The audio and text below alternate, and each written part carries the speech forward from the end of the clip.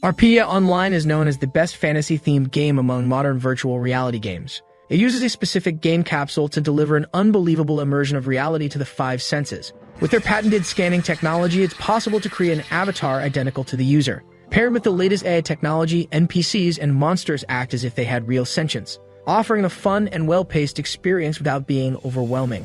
In its reviews, Arpedia Online is rated as the best online game in Korea. Due to its popularity, people have started to pay attention to the actions of players among the top rankings. But the most notable among them is the 50th ranked warrior, Bartz. The reason why people are focusing on him instead of the higher rankers is because in Arpedia Online, where playing in a group is considered essential, he is something called a hardcore solo player who soloed the Wrath Dragon. There are various rumors about him. Some say he is someone with a connection to the game's development, or that he would be a very wealthy man who spent a large fortune on his character. But his true identity is that of an unemployed man named Kang Yuhen, our protagonist. Kang, boasting, says he doesn't know why people are so excited about him killing a mere Wrath Dragon, and that the community was abuzz while he was visiting his grandmother. But now he's naked in the middle of the city and wonders what the hell is going on. A knight points to our protagonist, calling him crazy and laughing, while others were disgusted by what they saw, wondering if they should call the administrator or report him. Kang despairs, asking them to wait and that he will equip his clothes, and begs them not to report him.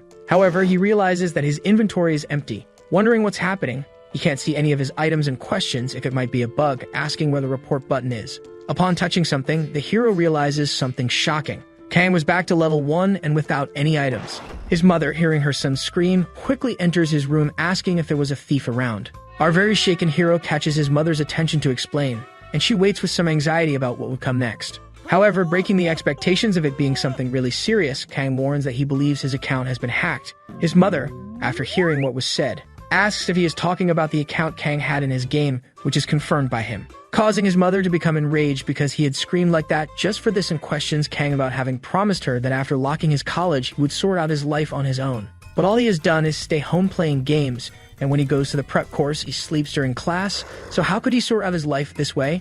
Kang's mother slams the door violently, saying that he is giving her a heart attack from so much anger. Kang retreats to a corner with sadness, lamenting the time it took to level up his account and asking for his avatar to be returned. The best solo player in the world, with several titles like the Dragon Slayer, has disappeared. An employee from DreamMax Corporation asks how he can help. Kang had called support and was reporting the invasion of his account. He said he sent a ticket but received a response that everything was normal and that can't be true. The employee confirms the account details with Kang and tells him to wait a moment. Kang anxiously awaits the employee's response, and the same responds that the hero's character was created 4 days ago, not seeming to exist any anomaly in his account. Kang asserts that he created his character during the open beta, and his level was reset, besides being completely naked. The employee says that this Bartz, whom Kang refers to, was deleted 5 days ago, but the protagonist was out all this time, so how could he have deleted the account? He says that DreamMax has a world-class security system, and that it's a pity to inform him, but there's a good chance that this is the result of poor digestion of personal information. Kang, annoyed, asks if they are saying it's his fault, and the employee recommends that he change his password weekly to prevent such things from happening again.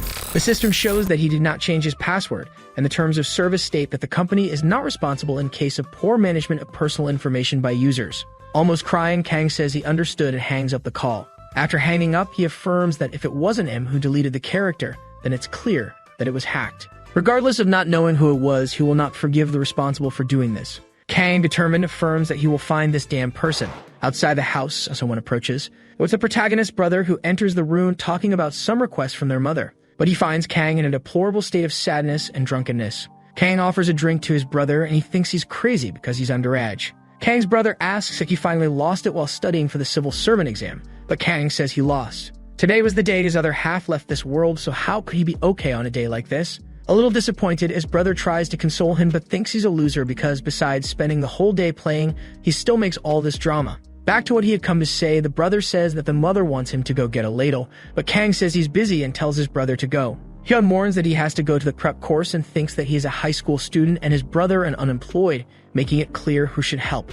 Kang thinks his brother is a damn person, and the same has no respect for his older brother. He gets irritated at the thought of his brother thinking he's better than him. Arriving at a convenience store, he talks to his father, saying that his mother asked him to get a ladle. Kang says he has no idea, and while looking at some ladles, he says he believes hers broke while preparing rice. The father doesn't seem to believe, asking how much force would be necessary to make a ladle break like that. Kang says he doesn't know, but all objects have inherent durability despite his mother probably not thinking about it. While holding a ladle, the hero had a flash of an idea, thinking about the issue of durability. His father looks at him scared while Kang behaves like a villain who discovered another infallible plan. He turns with confidence and says he understood. Filled with happiness, he says Eureka, and disappears from that store in an instant, even lifting his father's wig off his head. The father yells at him to at least close the door when leaving, but Kang was already far away, climbing the stairs at a breakneck pace. He thinks that Arpedia Online has a durability system, and each piece of equipment consumes a quantity of durability when used. When the item's durability reaches 0, it is destroyed. That's why players were rushing to blacksmiths who are capable of repairing their weapons in a short time. As the repair capacity changes by level, the bigger and more expensive the equipment, the higher the level of the blacksmith to whom it should be entrusted. Now what would happen if a high-level blacksmith started repairing equipment for a low price? So everyone would go to him asking to repair their equipment. All of Bart's equipment was expensive and rare, so there's no way the hacker could have deleted them along with the account. If the hacker decided to sell the items before deleting the account, he can find them by following the traces of the sales. Kang tells the damn person who hacked him to wait just a little longer, and he will beat him up when he finds him. The hero finds himself in front of a large gate and a golden ball with wings. The golden ball was a guide that welcomes the hero, asking if he would like to enter the game, which is denied by Kang, who says he would like to create a new character. The guide asks to choose the character's birth date, and Kang says any random one is fine. The hero's birth date will be April 4th, and the guide asks if he wishes to choose the character's name randomly as well, but is denied since Kang would like to choose it himself. He thinks about the name he should use and wanted it to be something short and imposing like his old avatar. He says he knows and chooses the name Zig. His name will then be Zig, and the huge door opens, declaring the beginning of the game. The character Zig is being created, and the hero affirms that this will be the name of the best blacksmith in Arpedia. Already inside the game, he hears a conversation, but our hero doesn't understand. The blacksmith says that what he does is a job that requires unwavering patience and resilience, not something a youngster like him could do as if it were easy. Now that he's understood, the blacksmith asks the hero to get out of his workshop. This is the blacksmith Pabuchi. The irritated blacksmith points his hammer at Kang and asks him to disappear from there, leaving our hero unsure how to handle this situation. There are 2 ways to obtain a production job in Arpedia. One is to learn the job by buying a skill book, while the other is to learn while working. The latter option allows you to earn money along with a job promotion, but everyone avoids it, because all the NPC blacksmith masters have a strong personality. Among them, our hero highlights Pabuchi because he always fought when he went to repair his equipment with Bart's. But considering his current situation, this is his only option. Kang knocks on the blacksmith's door, believing that an advancement mission would be easy. He enters the place asking for permission and states that he wants to become a blacksmith. The blacksmith there asks if he heard right, and the hero confirms, saying he wants to be the best blacksmith in the world. Pabuchi then says no chance, which surprises the hero. Pabuchi says that just by looking, he knows he will never be a blacksmith, and the hero asks to at least be tested before. The blacksmith thinks about the test request. Kang says he can be asked to do anything. Pabuchi then separates a pile of logs for our hero and asks him to cut them all in one day. He says he will teach if Kang finishes this job, leaving Kang discredited with the mission given to him. The blacksmith states that he can give up if he wants, but the hero decides to start working. However, he doesn't seem to have a knack for it. He tried to hit the log, but the logs seem to be dodging his axe. The hero gets annoyed at having to do that and states he has seen several players advancing at the same time and learning to hammer. A man next to him replies that it's due to affinity. Kang asks who he is, and the man replies that he is also trying to become an apprentice. The man reminds the hero of the character creation day and explains that the birth date indicates his affinity with jobs. Kang despairs because he didn't know that birth dates were so important. The man consoles him, saying he also got annoyed with that. The hero then considers creating a new character, but he thinks it would be a hassle to reach level 10 again and gives up. He believed that Pabuchi would teach him anyway if he completed the challenge, so he continues with his mission. After a while, the woods began to be cut easily. Our hero had improved, and the blacksmith is impressed with everything that was done in a single day. Kang reminds him of his promise, asking if he will now be hired, but Pabuchi denies it. Wielding a sword, he asks the hero to go to Lanko Mountain and bring back 10 coals. Thinking about the mountain, he remembers that the suggested level for the mines is from 15 to 45, and his boss is very dangerous. Kang asks if the blacksmith will be responsible for his death, and he says that's why he's giving him a sword. Our protagonist wonders how bad his affinity is. He takes the sword, accepting a challenge, and asks if he promises to make him a blacksmith after that, which Pabuchi confirms. Already in the mountains, the mission is for the hero to go to the marked location and obtain 10 black coals. Kang begins to collect the coals, putting extreme effort into his work. While resting, he thinks that not everything is resolved with brute force, and tries to remember the pattern of the woodcuts. One must hold the shaft lightly and swing like a sword. Kang delivers a powerful cut, and obtains a black coal, feeling proud. He then decides to continue thinking that it's just remembering the swing of a sword. The mission is then completed. Only the coal delivery to the blacksmith is left. In the midst of a war scenario, the hero walked calmly. While thinking about the hacker, a monster spawns in front of him. Being totally astonished by that powerful monster. To make matters worse, he was the mountain boss, the Furious Boar. The boar roars at the hero, trying to intimidate him. Kang is stunned and starts to run away with all his might.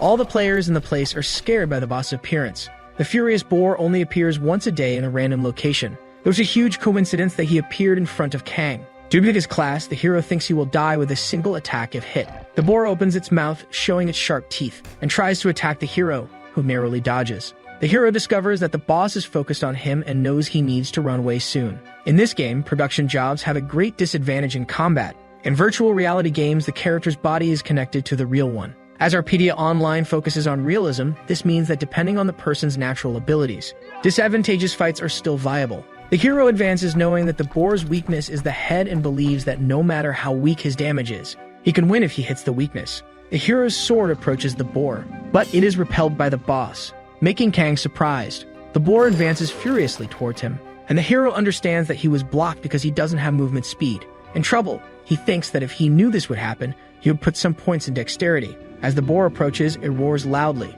A few seconds from impact, the hero tries to come up with a plan. He thinks whether he should run but says no. Wondering why he's so worried about a mere furious boar and heading into battle, the hero remembers he is Bart's. Even though he's a temporary character, his class is permanent. As he advances, his stamina suddenly runs out, and when he's almost hit by the boar, an arrow is shot at the boss. Kang realizes it's a bow attack. The boar, however, isn't so injured, having only lost a piece of its horn, but that was important to it. The person who shot the arrow wonders what they did, not believing they only did that much damage. The boar then turns its attention to the woman, jumping on her and scaring the player. Kang advises aiming for the head, where its weakness is.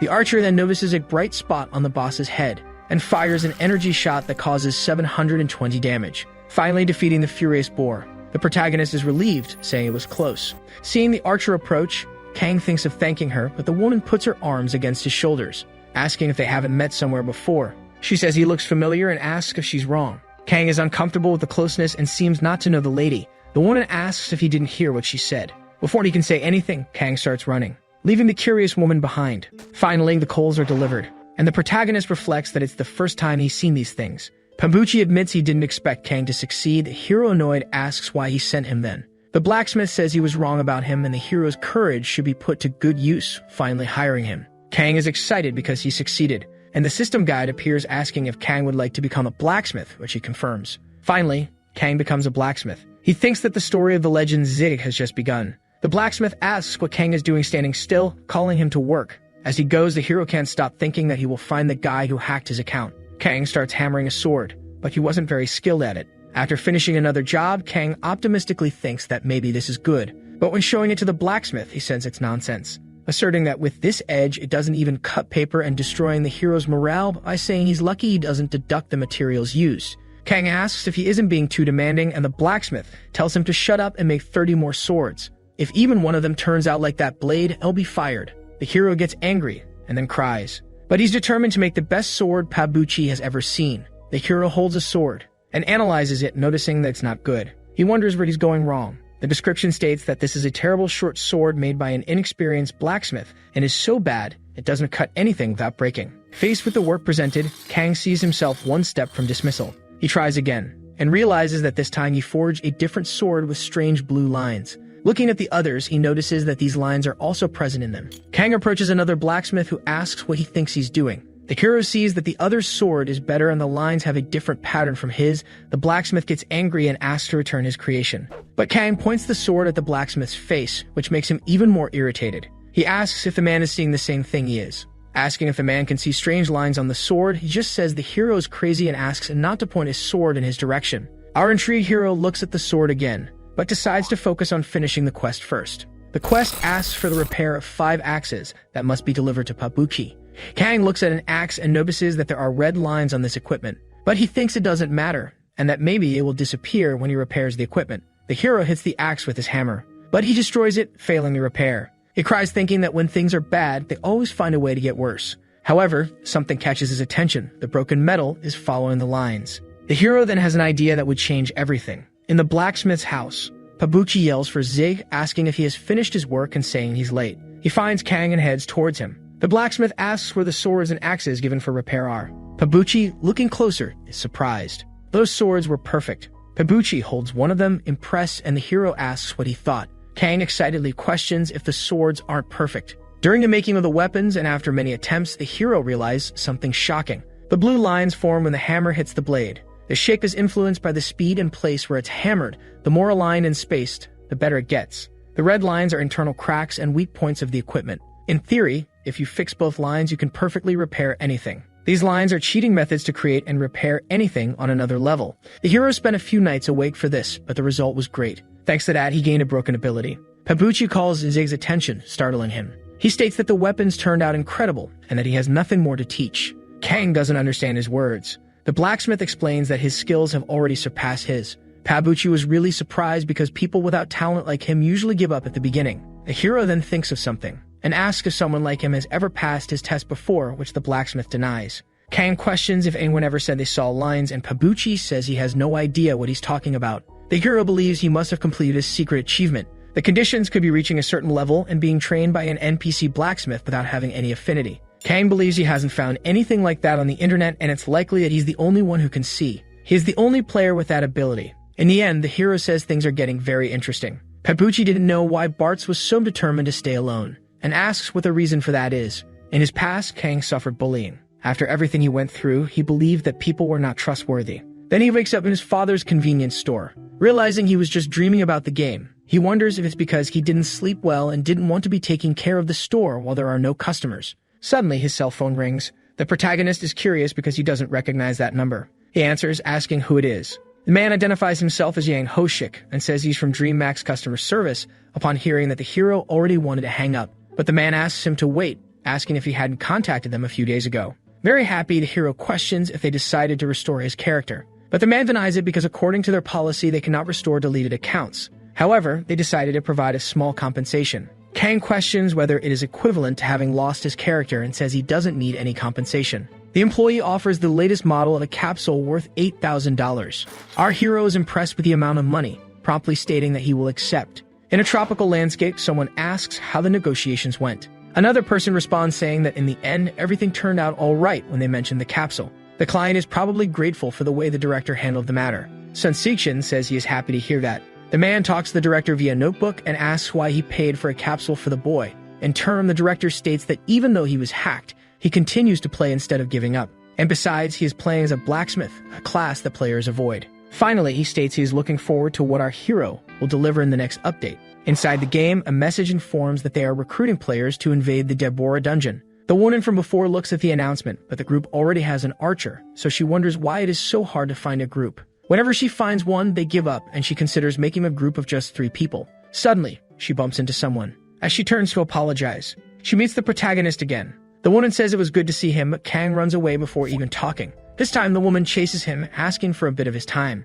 Kang tries to escape, but the woman manages to keep up. Finally, our hero tires, yielding and asking what she wants. The woman then asks if he would like to form a group.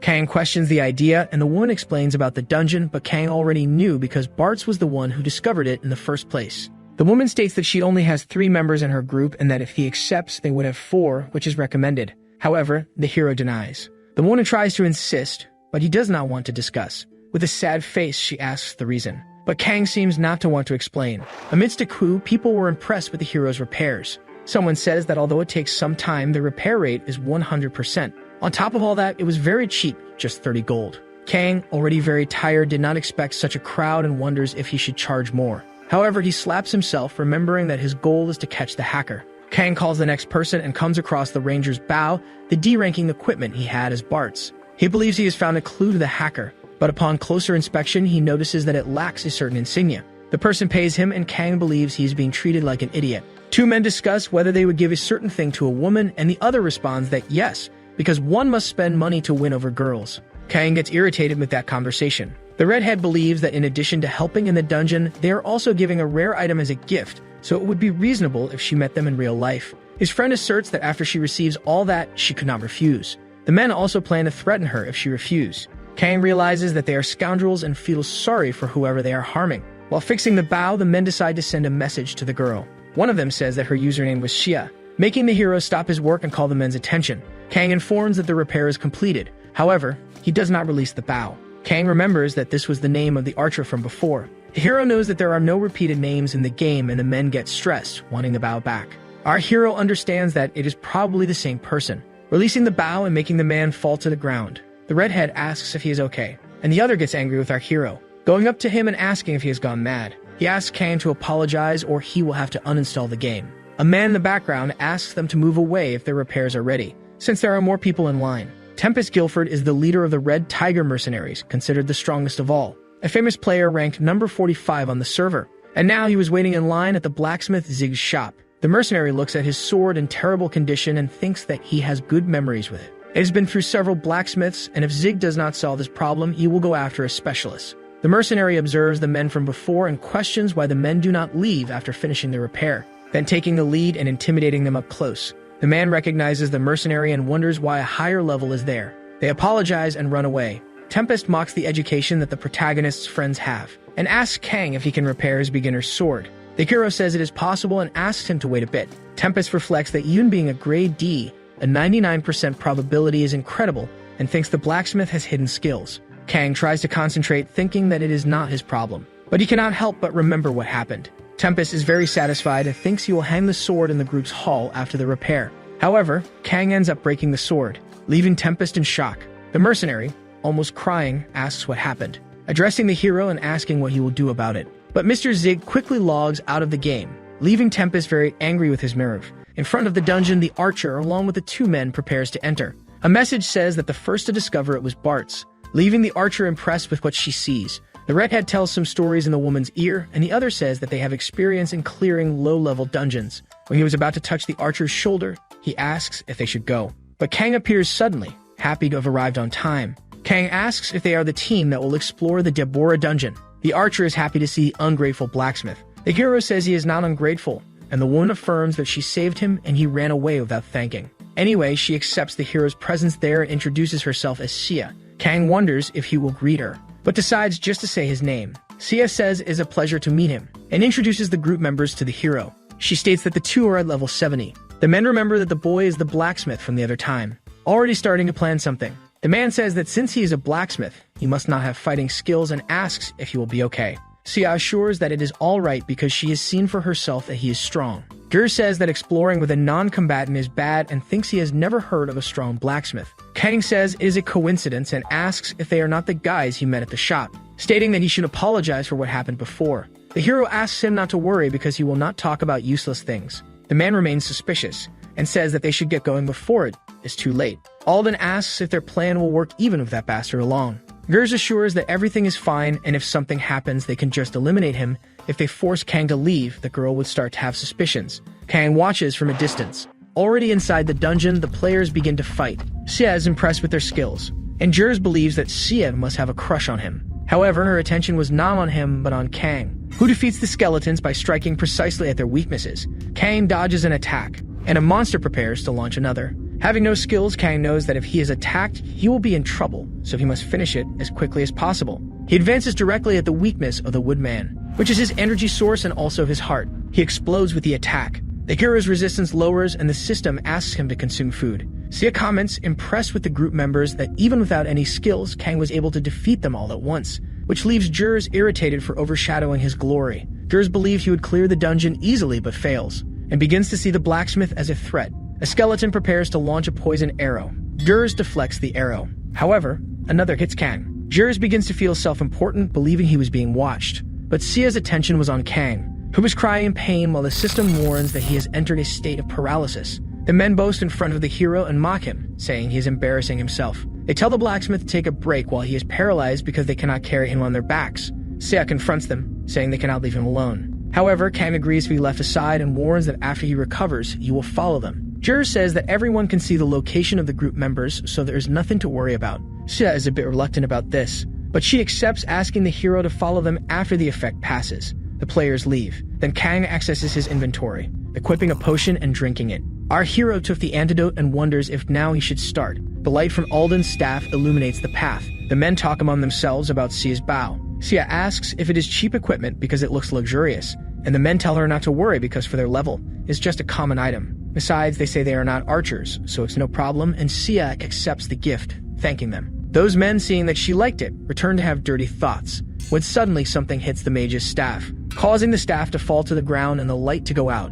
In the midst of darkness, it was difficult to locate oneself, until the mage finally finds his staff and lights the light. Facing a bunch of skeleton monsters in front of him, they wonder what the hell this is. Looking for Sia and realizing she was already far away, the players say they will try to hold on while surrounded by monsters. Someone pulls Sia away and she asks who it is, saying she needs to go back to help her colleagues. A torch lights up. It is revealed that the person who pulled her was Kang, asking her to calm down. Sia asks what he is doing there and says they must help the others. But Kang claims that if they are level 70, they will be fine in a level 45 dungeon. The warriors have already defeated all the monsters and are very tired. Gers wonders what kind of bastard would do something like this, but he calls his friend's attention to several semi-rare items on the ground. They get excited about the possibility of having done well, and their eyes fill with greed. Suddenly someone emerges, telling them to stop, asking if they are dividing the items on the ground and calling them trash. Gers gets angry and asks who is talking like that. The person identifies himself as King Charles, a level 100 player, and claims to be the owner of the items. Gers and Alden were famous in the community for being bad with female players. They forced women to meet them in real life and threatened them. After that, there are no reports. But the players did not return to the game, making it clear that something very bad had happened. A player disappearing is not very relevant, but the hero had already decided that they would be expelled forever from the game. Back in the game, Kang attracts the attention of the monsters with his torch. He drew the attention of another group of players, and knowing the characteristics of the dungeon well, he knew that anyone could execute this plan. The hero acted like a dungeon thief and stole several items, leaving them in one place. This consequently makes the players extremely angry. Due to the many cases where players are robbed, they hate thieves. So when a small scheme like this appears, everyone joins together to solve it. Amidst the many angry players, Gers and Alden try to explain themselves, but are unsuccessful. In the end, the two ended up leaving the game. Sia looks at the group window, finding it strange that her colleagues log out, asking if they died. Kang makes up an excuse that they had to resolve something, so they disconnected. Sia asks why he didn't notify her, and the hero tells her to ask them when they reconnect. But he already knew that they would no longer connect. The archer asks if they should go back, and Kang agrees, saying that the mission should be in a group. Kang thinks that now that he has achieved his goal, he will go back to focusing on his work. But she says it's a shame because she wanted to beat the record since she won't be able to play anymore. Kang thinks about what she said. When Sia was about to leave, the hero asks her to wait a bit. He says that since the two of them are already there, they should defeat the boss. Kang suggests that they defeat the boss. With a sad face, he said he understands because it must be difficult for her. Remembering his past, he wishes to give Sia an unforgettable memory. She says she doesn't understand very well and asks if what he wants is to defeat the boss in her company, while Kang confirms, moved. But when he realizes it, she was already at the dungeon door waiting for him, which scares him. Suddenly, the door begins to close, and the hero runs to enter in time. He is relieved because he almost didn't make it, and Sia questions if it will really be possible for the two of them to defeat the boss. The hero says that if it's just a stone golem, it's possible, and since he's there won't be any problems. Smiling, he proudly says that this dungeon is very easy for him. During his time as Bartz, the hero had already conquered the Deborah dungeon more than 100 times, reaching the point of becoming a professional. The hero thinks he can help while leveling up, and Sia asks why nothing has appeared yet. Kang sits down and says that if they wait, it will soon appear, thinking it's normal for a stone golem to camouflage itself as such. Suddenly, a noise under the hero catches the group's attention. It's a small hamster that captivates Sia's attention. Kang thinks that hamsters stay close to stone golems. While poking the animal, he thinks this must mean that there is a golem nearby and asks the hamster to tell him where the boss is. A pressure then takes over the environment. The ground begins to move and the hero asks Sia to step back. The golem is taking shape in the air, and gradually taking shape, completing its preparation, identifying itself as a level 60 giant stone golem. Sia is startled, believing that they could defeat such a monster. But Kang reassures her, telling her to just follow the plan. He takes the lead in combat and runs towards the golem. Sia takes her bow and affirms she will provide cover, hitting an arrow on the golem's arm, which irritates it, causing it to attack her. Kang approaches with his sword to strike a blow, and draws the golem's attention to himself as it turns its head 360 degrees. He strikes with all his might but deals only 15 damage, hurting his hand more than the boss itself. The golem decides it's its turn to attack, but the hero successfully dodges. He questions his physical capabilities while jumping, realizing that the parameter is lower than he thought. He knows that to defeat a golem, one must climb to the top of its head. While thinking about what he should do, he observes Sia's arrow while having a brilliant idea. The golem attacks again, but the hero dodges. Kang asks Sia to continue shooting arrows from afar at the golem's joints. She says she understands and will do so. Then she starts dealing damage to various parts of the boss's body. The golem stands upright in front of the player, and Kang takes the time to drink a potion. After finishing the potion, he says that now his path is ready, dashing out and climbing the golem. Kang knows that each golem has a center of weakness, and the weakness of the stone golem as a strong tank is the top of its head, thus delivering a precise blow to the boss. While Kang thought everything was over and considered going to the reward room, something seems strange on the boss's head. He then loses his balance and falls from atop the golem, being caught by Sia, who asks if he's okay. Kang thanks her, and she says she will take care of the boss in his place, so he should hide a little to recover. Kang doesn't understand the suggestion because he believes they almost defeated it, when he realizes the golem was in a strong state of frenzy. Entering berserk mode, the dungeon boss underwent an unbelievable transformation and begins to attack our hero mercilessly. He would never have believed this would happen. While fighting, he thinks he was taking the dungeon too seriously, having cleared it more than 100 times, so there should be no reason for this to happen. Kang, about to be subdued, wonders if it's because it's the first time he sees this attack pattern. He reflects on his days as Bart's, but comes back to reality. The hero was no longer Bart's. Kneeling on the ground, Kang practically awaited his death as the golem approached. But suddenly, a precise shot hits the boss's back. Kang is surprised. It was Sia who had not given up. She pulls Kang, saying that since their HP is low, they will need to hide and ask the hero to run with her. The golem's menacing gaze circulates the area. Hidden behind a rock, Sia says she has checked the exit, and it does not open, so the only way of escape is by hunting the boss. She claims she tried to attack the core that our hero attacked, but it didn't work, however. Kang was oblivious to the situation. He asserts they cannot break it, and being the first time he sees this, it could be a hidden pattern that occurs under special conditions. Kang says that anything they do is too much for their current levels, and says that maybe it's better to research a way to be hit suffering the least pain possible, but Sia does not accept this. While Kang tried to convince her that they were lost, she does not listen, and says with a smile on her face that if he doesn't know, they have to find out, and even if they fail, it's better to accept the challenge. Kang tries to explain to Sia about the level difference, but the girl says that adding her level to his, they are at level 80. The hero asserts that this makes no sense, and Sia insists they work together because they will surely find a way. She runs towards the battle and tells the hero to accompany her because she will be waiting in his room. Kang's brother says he heard that he gave up. He warns that their mother is crying and asks what they should do if he does this kind of thing out of nowhere. Bending down beside him, the brother asks if Kang remembers when they were young and the boy beat up the bullies. He says that at that time he was bigger, so they couldn't do anything, but this was not the case now. The brother says that Kang is in terrible condition, saying he is not good at studying and that the only thing he knows how to do is play. Kang then gets up from the bed angrily,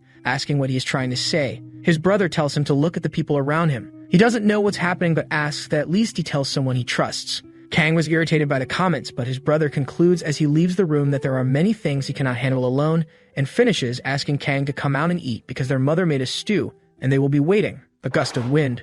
A strong attack is launched, hitting the golem squarely and causing considerable damage. But in the end, Sia reached her limit. The golem then delivers a blow that would be fatal in her direction, but Kang saves her, causing the golem to miss the attack. Sia is impressed to be saved, and the hero thanks her for buying time. He announces that he has fully recovered his HP and stamina, agreeing with Sia because since they will die anyway, they should at least fight. Kang affirms that now it's all or nothing, and the golem comes at them with its giant hand. Kang fills with strength and delivers an attack that cuts off the boss's finger. Then he dodges an attack. Thinking it worked, Kang considers that the pickaxe might be its weak point, because according to the system, the pickaxe has no attack power. He delivers another attack, but realizes that now it's not working, wondering if it's a bug. However, he believes it's not and questions the condition to cause damage with that tool. Sia warns the hero to look up. An attack from the boss was about to hit him. Suddenly, blue lines are visualized on the golem's arm, and Kang remembers. His master had informed that ores are made of various different types of materials combined, and that even if they become one due to high pressure,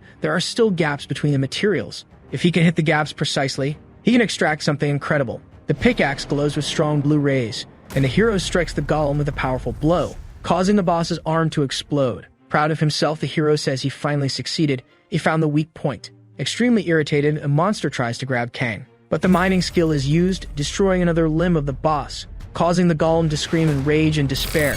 The system notifies that he was successful in mining, and Sia watches from afar, finding it all incredible, for he defeated a boss with a production skill. After those attacks, the golem was immobilized due to the partial destruction of its body, and in light of this, Kang places his pickaxe against the monster, finishing what he had started. Finally, the system informs that Sia and Zig's group defeated the furious giant stone golem. The hero had not realized before because it was something he had to focus on a lot. The line skill can also be used for mining. Anyway, he is happy that he managed to hunt the boss. Sia jumps on Kang and asks how he managed to defeat the boss with a production skill. The hero says it's a trade secret, but she insists she really wants to know. As they are teleported out, he states he cannot easily reveal it. Thus, they concluded the dungeon. Amid strange structures with tubes containing green liquids, our heroes materialize. Sia asks what place this is where they are, and Kang says it must be the reward room. Or at least it should be. Sia speculates that they are in a place where monsters are created. The hero then questions if they are in the production room of the rumors of the Deborah dungeon. Kang thinks it's his first time there, and Sia calls his attention because she found a chest.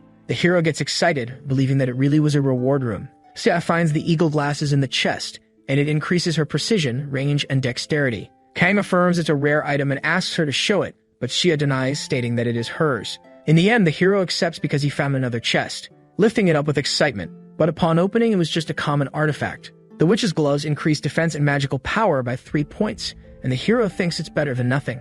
The next item to be found was the Guardian's blueprint. Upon completing the blueprint, the hero will learn to make the black iron that the witch tried to create. Kang gets excited about the possibility of building a robot, but seeing the construction prerequisites, he comes back to reality and gives up. The last item in the chest was Carwin's manual. The hero sees records left by the man who defeated the witch Deborah. If a blacksmith reads it, he can learn the skills grain and arm break. The prerequisites for the grain skill had already been met by Kang, while the arm break skill depended only on proficiency in the first skill to be unlocked. Kang is surprised that he can use the grain skill immediately. He starts reading the book, but doesn't understand what he will use it for. However, the story of the hero connects with Kang's. Having defeated the golem in the same way, the hero elevated his ability to see grains in all materials and created one to expand it even further. While he trained the grain skill, he managed to learn to destroy ores and armaments, learning another skill, arm break. Kang reads all this, finding it incredible. The hero of the book continues saying that his fight against Deborah is not over, and she will return one day bringing a powerful army. This is the reason why he did not destroy the witch's cave, leaving it as it is. In the end, the hero hopes his successors can learn to fight against the witch's army. Kang, intrigued by the story, found it interesting that a blacksmith could learn Carwin's skill. Sia asks if Kang didn't like his reward, but he affirms he did. In fact, he was very excited because he learned a hidden skill. Sia then calls Kang to leave there. Outside, Sia comments that she spent a long time without seeing the sky, and Kang says that a day has passed in the game and 8 hours in real life. She then says she must leave immediately, and Kang fumbles, wanting to say something to her. Sia then takes the initiative and asks how old Kang is, who, upon answering 20, confirms she is the same age as her. Sia smiles and asks that from that moment on they become friends. With her hand extended towards the hero, she questions if he will not greet her, and they finally shake hands. Sia warns that she added him on social networks and will contact him when the test period is over. Kang, confused, asks about what she said, and she explains that she will have to take some tests, so she wanted to finish the dungeon before and ends by saying she will return in 2 weeks. After hearing all this, the story Kang had invented in his head about her crumbles, and Sia hits Kang, asking why he is so upset. A hit that fractures our hero's cervical spine. Sia comments that if someone saw them, they would think they would not meet, but she makes it clear that it will only be 2 weeks. An system message informs that Zig died and Sia was the murderer, which leaves her desperate. Kang asks if she could pick up his items, but he despairs when he sees that his name is red, and in contrast, the hero asks her to calm down. Sia questions what will happen if the effect does not pass, and Kang asks her to pick up his items first. Someone announces a delivery, and inside his house, Kang disconnects from the game. He thinks it's been a week since the hunt for the stone golem. Since then, he has perfected his skills, and his creation and repair skills when using grain had a 100% success rate. In addition, the quality of the equipment increased impressively. And then in another week, he had already become a famous master blacksmith in Balden. In his new capsule, Kang confirms that the sensation in the game feels much more real than before. Suddenly, someone catches his attention. They were numerous customers asking for their items to be repaired. But Kang explains to the players that he has a mission to do, so he will not be able to work. This causes the players to start a commotion because everyone wanted at least their equipment to be restored. A blonde then approaches the confusion, saying that a king slime appeared on the plains of Urk and comments that he has to go there immediately. The players who are nearby are interested in the matter because it was a super rare mob. Quickly, everyone leaves together towards the plain, leaving only Kang and the blonde at the location. Kang thinks that the king slime does not appear in these plains, and the blonde in turn says that they can finally talk in peace, warning that he came to visit. In the classroom, our protagonist studies in casual clothes. He writes things quickly in his notebook, while someone looks at him believing his speed was superhuman. A month has passed and Sparks was hacked. Even with his fame, he had not found any clues about the delinquent. With high-level equipment, it was easy to level up, but now Kang had to seek other methods, finding thus the commercial route of the Northern Arc. Kang thinks that in addition to having been successful in clearing the route, a level change in the game will also happen. He gets excited thinking about how interesting these missions will be. A recent quest was published by the King of Barkas, It involved sending a delegation to establish a trade route with the country of Nosark. The mission was requested by King himself, hence there are rumors that one can expect great rewards. Nosark is the home of the dwarves who originated the blacksmiths, and this is an opportunity the hero cannot miss. He thinks the problem is that his classification and level in the system are low. While thinking, he startles the man from before with his capabilities again. Someone says they must introduce themselves, and identifies as Dylan, manager of the Walden branch of the Golden Rush Merchant Syndicate. Dylan explains that he is there to recruit Kang, and affirms he will treat him very well. Kang, however, was thinking a lot about the matter. In turn, Dylan asks if the hero didn't hear him, and he asks for it to be repeated. The branch manager then gets stressed, believing he is being ignored. Kang warns he is not interested in guilds, and Dylan believes the blacksmith does not know his. But Kang warns he already knows it, and that it is a guild that always comes in second place. This stresses Dylan, who explains that second place is also incredible. He states it's a pity they are in second place, and that they will soon return to first. Reiterating the offer, he cites a few more benefits, but the hero denies. Dylan did not expect that response. Kang explains that even if he joins the guild, he will continue to be a blacksmith who will be exploited. The hero then questions if they would treat him differently. Dylan thinks about what was said, and proposes that Kang become an associate member. He explains that he usually suggests this only to high-level users, explaining that it's enough to register on the website and keep in touch with him periodically. There will be no obligation as a formal member, and every service provided will be rewarded. If Kang likes the guild, he can join, and if he doesn't like it, he has the right to leave after half a year. The hero begins to think about the proposal. It was a very difficult choice to make, but in the end he accepts the conditions. However, he asks Dylan if he could do him a favor in return, which piques his curiosity. In the midst of the forest, a carriage passes by. Some comments question the decision to hire a novice as an associate member. Dylan then responds that it will be an experience. The manager says he had seen someone similar to our hero. The name of this player was Giriam, the top one of the server, the greatest master whose unique pieces can be traded for millions. The man in the conversation says he will observe the process and asks about a certain amount of gold that disappeared. Dylan understands what it's about and explains that he withdrew 90,000 because the blacksmith asked for something else as a reward. A poster of the exploration group revealed the accepted members. Several people gathered to look at it, as did Kang. On the poster, the hero's player name was written, making Kang fill with happiness. But he thinks that time is limited, and besides, the guilds prepared gold as a participation prize, wondering if the merchant would demand something strange for him in the future. He then stretches and prepares for the mission. In the east of Balden is Joe's bakery. Tempest of Guilford, considered the strongest of the mercenaries, was there waiting in line at the bakery. The attendant calls for the next customer, and Tempest goes to get his order. However, he faces a cruel reality, seeing that his honey biscuits had run out. The attendant explains that the man behind him had just bought them all. The leader of the mercenaries then turns furiously, grabbing the collar of the person, giving a bit scolding to the same for having taken everything in stock. But this person was Kang, the blacksmith who destroyed his sword. Realizing that it was the crafty blacksmith who deceived him, Kang is startled, seeming to recognize Tempest. But in reality, he does not remember who he is and asks his name. This leaves Tempest totally disconcerted, getting even more irritated and calling him a scoundrel, reminding Kang that he had broken his precious weapon. He then goes for the hero, who dodges. Suddenly, Mr. Guilford ends his session in the game, leaving Kang confused because he disappeared suddenly. The members of the mercenaries group are also confused, questioning where their leader went. Tempest wakes up in his house getting scolded by his wife for not having done some tasks. He claims there was no need to turn off the power, and she gets even more irritated. The man asks his wife not to bend his elbow that way. With his leg trapped, he asks her to spare him this time. In another room, his daughter heard her father's screams, getting stressed because she had asked them to be quiet so she could study. She then tries to calm down, thinking she will try to keep it that way for another week. In the exploration of the portal of Barkus Castle, a man calls his colleague to look at something. It was the Red Tiger mercenaries who were there. The men wonder if the mission will not be too easy with them there. The mercenary asks that everyone in his guild carefully look for that blacksmith. He thinks that judging by the amount of food he bought, he must also be participating. A woman yells, saying she is selling items necessary for the mission at a low price. Catching the hero's attention, she asks if he has ever been ambushed by a monster while walking. And when he was about to answer, she affirms that obviously yes, saying that at that time he must have thought it would be good to have a survival skill, which makes the hero agree with some suspicion. She then announces she's selling a magic ring that allows teleportation for just 10,000 gold. Kang becomes extremely excited upon hearing the price, but still thinks that 10,000 is a lot of money.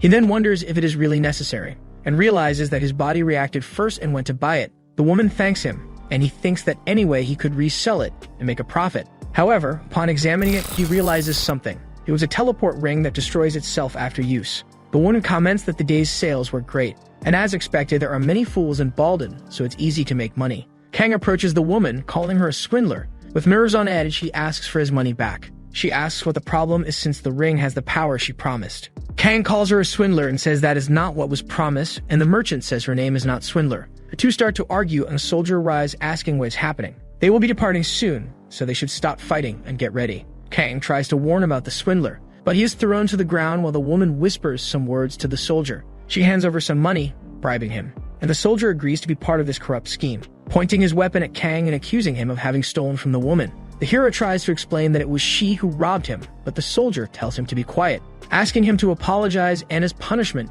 Kang must pull his cart. He was appalled by such injustice, and Ligus the merchant begins to laugh mockingly in the background. The expedition then begins, and our hero was indeed forced to pull the swindler's cart. On the outskirts of the expedition, a hooded man with an eagle on his arm seemed to be plotting something. He places a note in the eagle's claw, which flies off promptly, going to the treasury of the kingdom of Brodin. The eagle finishes its service, and a man says what he feared happened. The kingdom of Barkas has started the expedition, and this could be problematic because half of his country's finances come from intermediary trade. However, they have a friendly relationship with this kingdom, so they cannot openly prevent them. That man asks if it was understood what he meant by that, and the masked man affirms that yes, revealing himself as Kira, an assassin ranked 89. In the midst of a forest, lying on the ground, the hero wonders how things got to this point. The woman calls him a slave and says he needs to set up the tent, which irritates Kang. She says she needs to disconnect for a moment, so he needs to set up the tent and find food, asking if he understood, leaving the hero quite irritated. The protagonist says she is pushing it,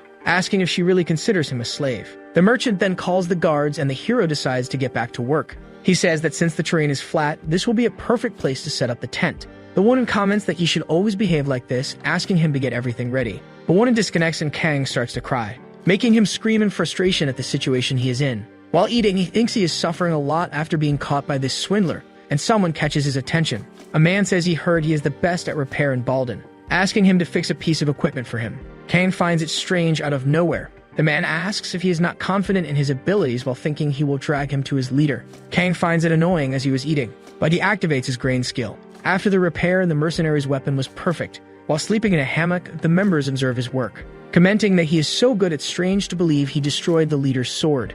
Kang asks him to leave now that he is finished since he is in the middle of reading, calling him old. The man gets angry at the adjective and starts criticizing the blacksmith for breaking the sword that was repaired. Kang asks what he is saying since he was praising him just now. He says he is not an old man, and if Kang does not follow him, he will beat him up. This makes Kang remember. He asks if they are the old men he met at the bakery, and if they are acting like this because he bought the biscuits. The man says the red tiger would never provoke him over something so small, but that's what they were doing. But the hero says it doesn't matter, and since he wanted someone to unload his anger on, he calls him to fight. As expected, the hero was easily subdued, being taken to the leader of the mercenaries. Kang yells that forming groups is cheating, and the leader of the mercenaries says that if he apologizes sincerely, he will overlook things. But the hero tells him to go to that place because he had the right to buy the biscuits. Tempest says he is not talking about the biscuits, and Kang asks what it is because he never harmed anyone, which makes the leader get angry. He then thinks that this will not work, releasing the hero and making him confused. But suddenly, Tempest started to fight with Kang,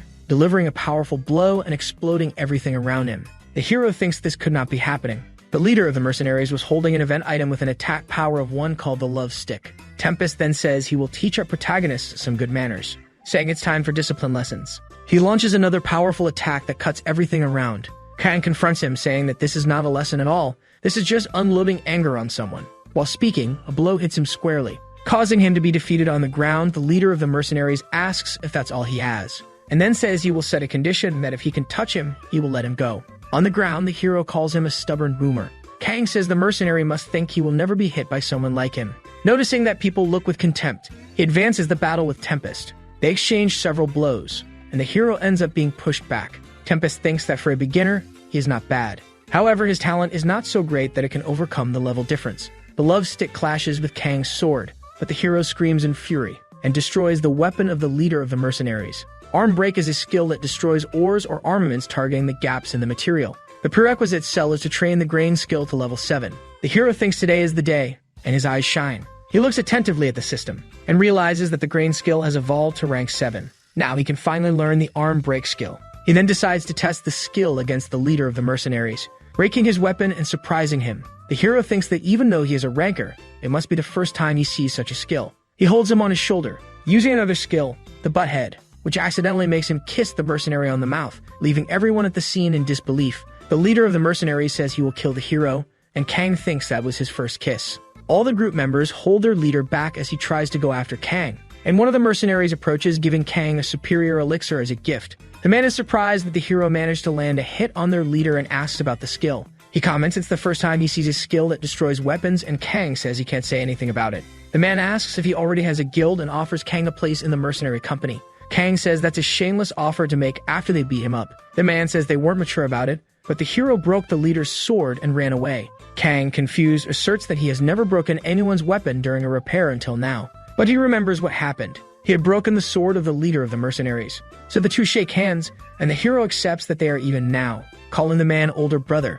Tempest asks what permission Kang has to call his colleague with such intimacy, calling him a kid. In turn, Kang apologizes for the repair incident, and Tempest gets angry, saying that's not the problem, releasing a thunderous scream into the wind. While eating a soup, someone says it's horrible. His colleague tells him to go to the settings and lower the taste because without resistance items, they need to eat this. The merchant appears behind the men, commenting that they must have used all their consumables. She then offers a golden apple to the men, and they are surprised because it's something very precious. She says she's selling it for just 1,000 gold, and the men offer to buy several of them, forming a line to see who buys first. Later, she boasts about having made good money that day, and Kang asks if she wants to go that far for money, calling her cruel. Lygia says everything happens for money, and that one should focus on their inventory and bank account. She asks Kang to take care of the rest, and when he finishes doing that, she won't give him any more orders. The hero doesn't understand why she is so obsessed with money. While painting an apple gold, he's happy to finish his work, and talks to the apple, saying it will be his companion until death. Suddenly, a shuriken approaches towards Kang,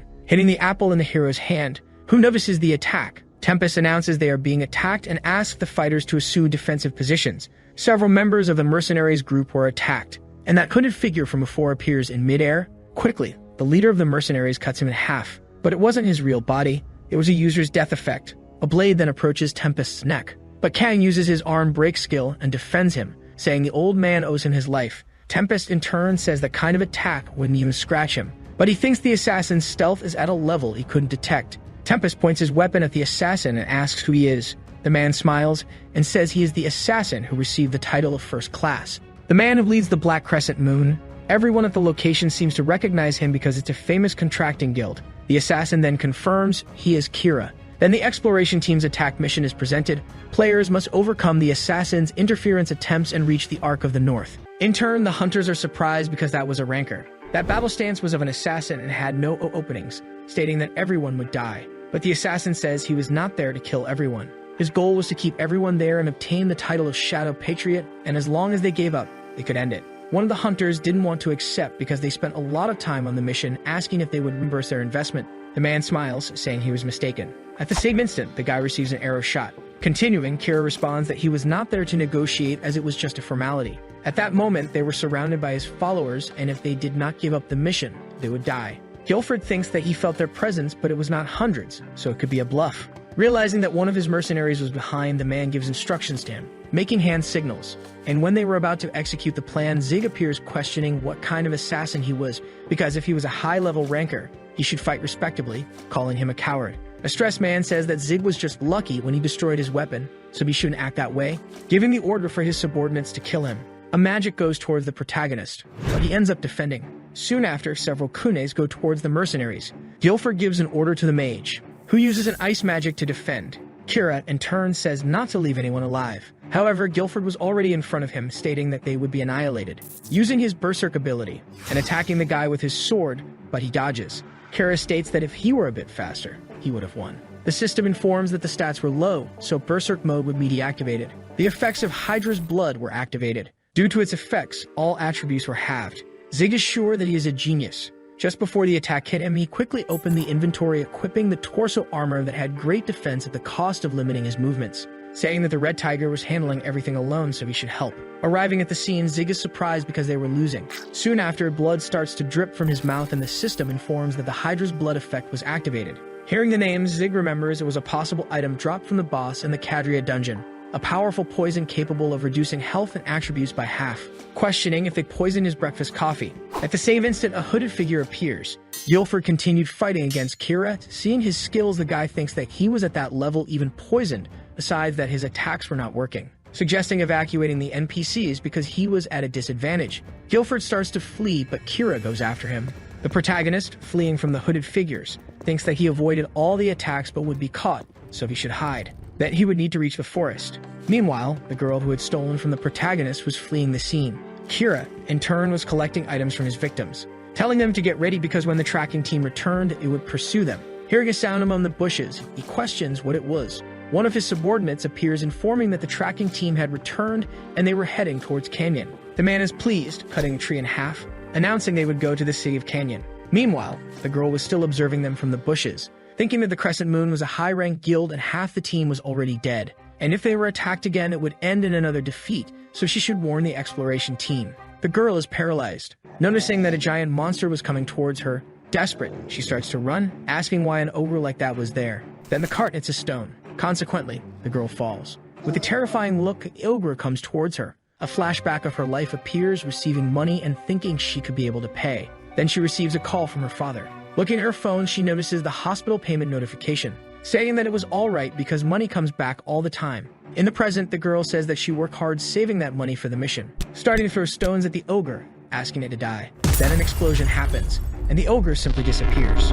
Zig appears saying he finally caught it. Looking to the side, the protagonist notices the girl. Questioning why she was there 30 minutes earlier, two hooded figures were looking for where they were. Hearing a noise, they advanced towards the forest. Meanwhile, Zig was hiding among the trees, saying he finally caught up with them. But first, he needed the advanced antidote. At the same instant, a monster appears behind him. The system warns that it was a yellow ogre, a rare monster that only appeared in the mountains. Attacking Zig, the boy says it had high attack power, so it would be better not to engage in combat. However, no matter how strong the attack is, it was useless if it didn't hit, cutting the monster. However, it still had not died. The protagonist starts a sequence of attacks on the monster. Returning to the present, Zig drank an antidote capable of recovering all status ailments. Disbelieving, the girl asks if he really had defeated that ogre. Affirming, Zig questions if she couldn't see that icon that could only be obtained after defeating it. Even so, she doesn't believe because that guy was just a blacksmith. But it had worked because she was worried about dealing with that monster alone, telling the protagonist to get to work,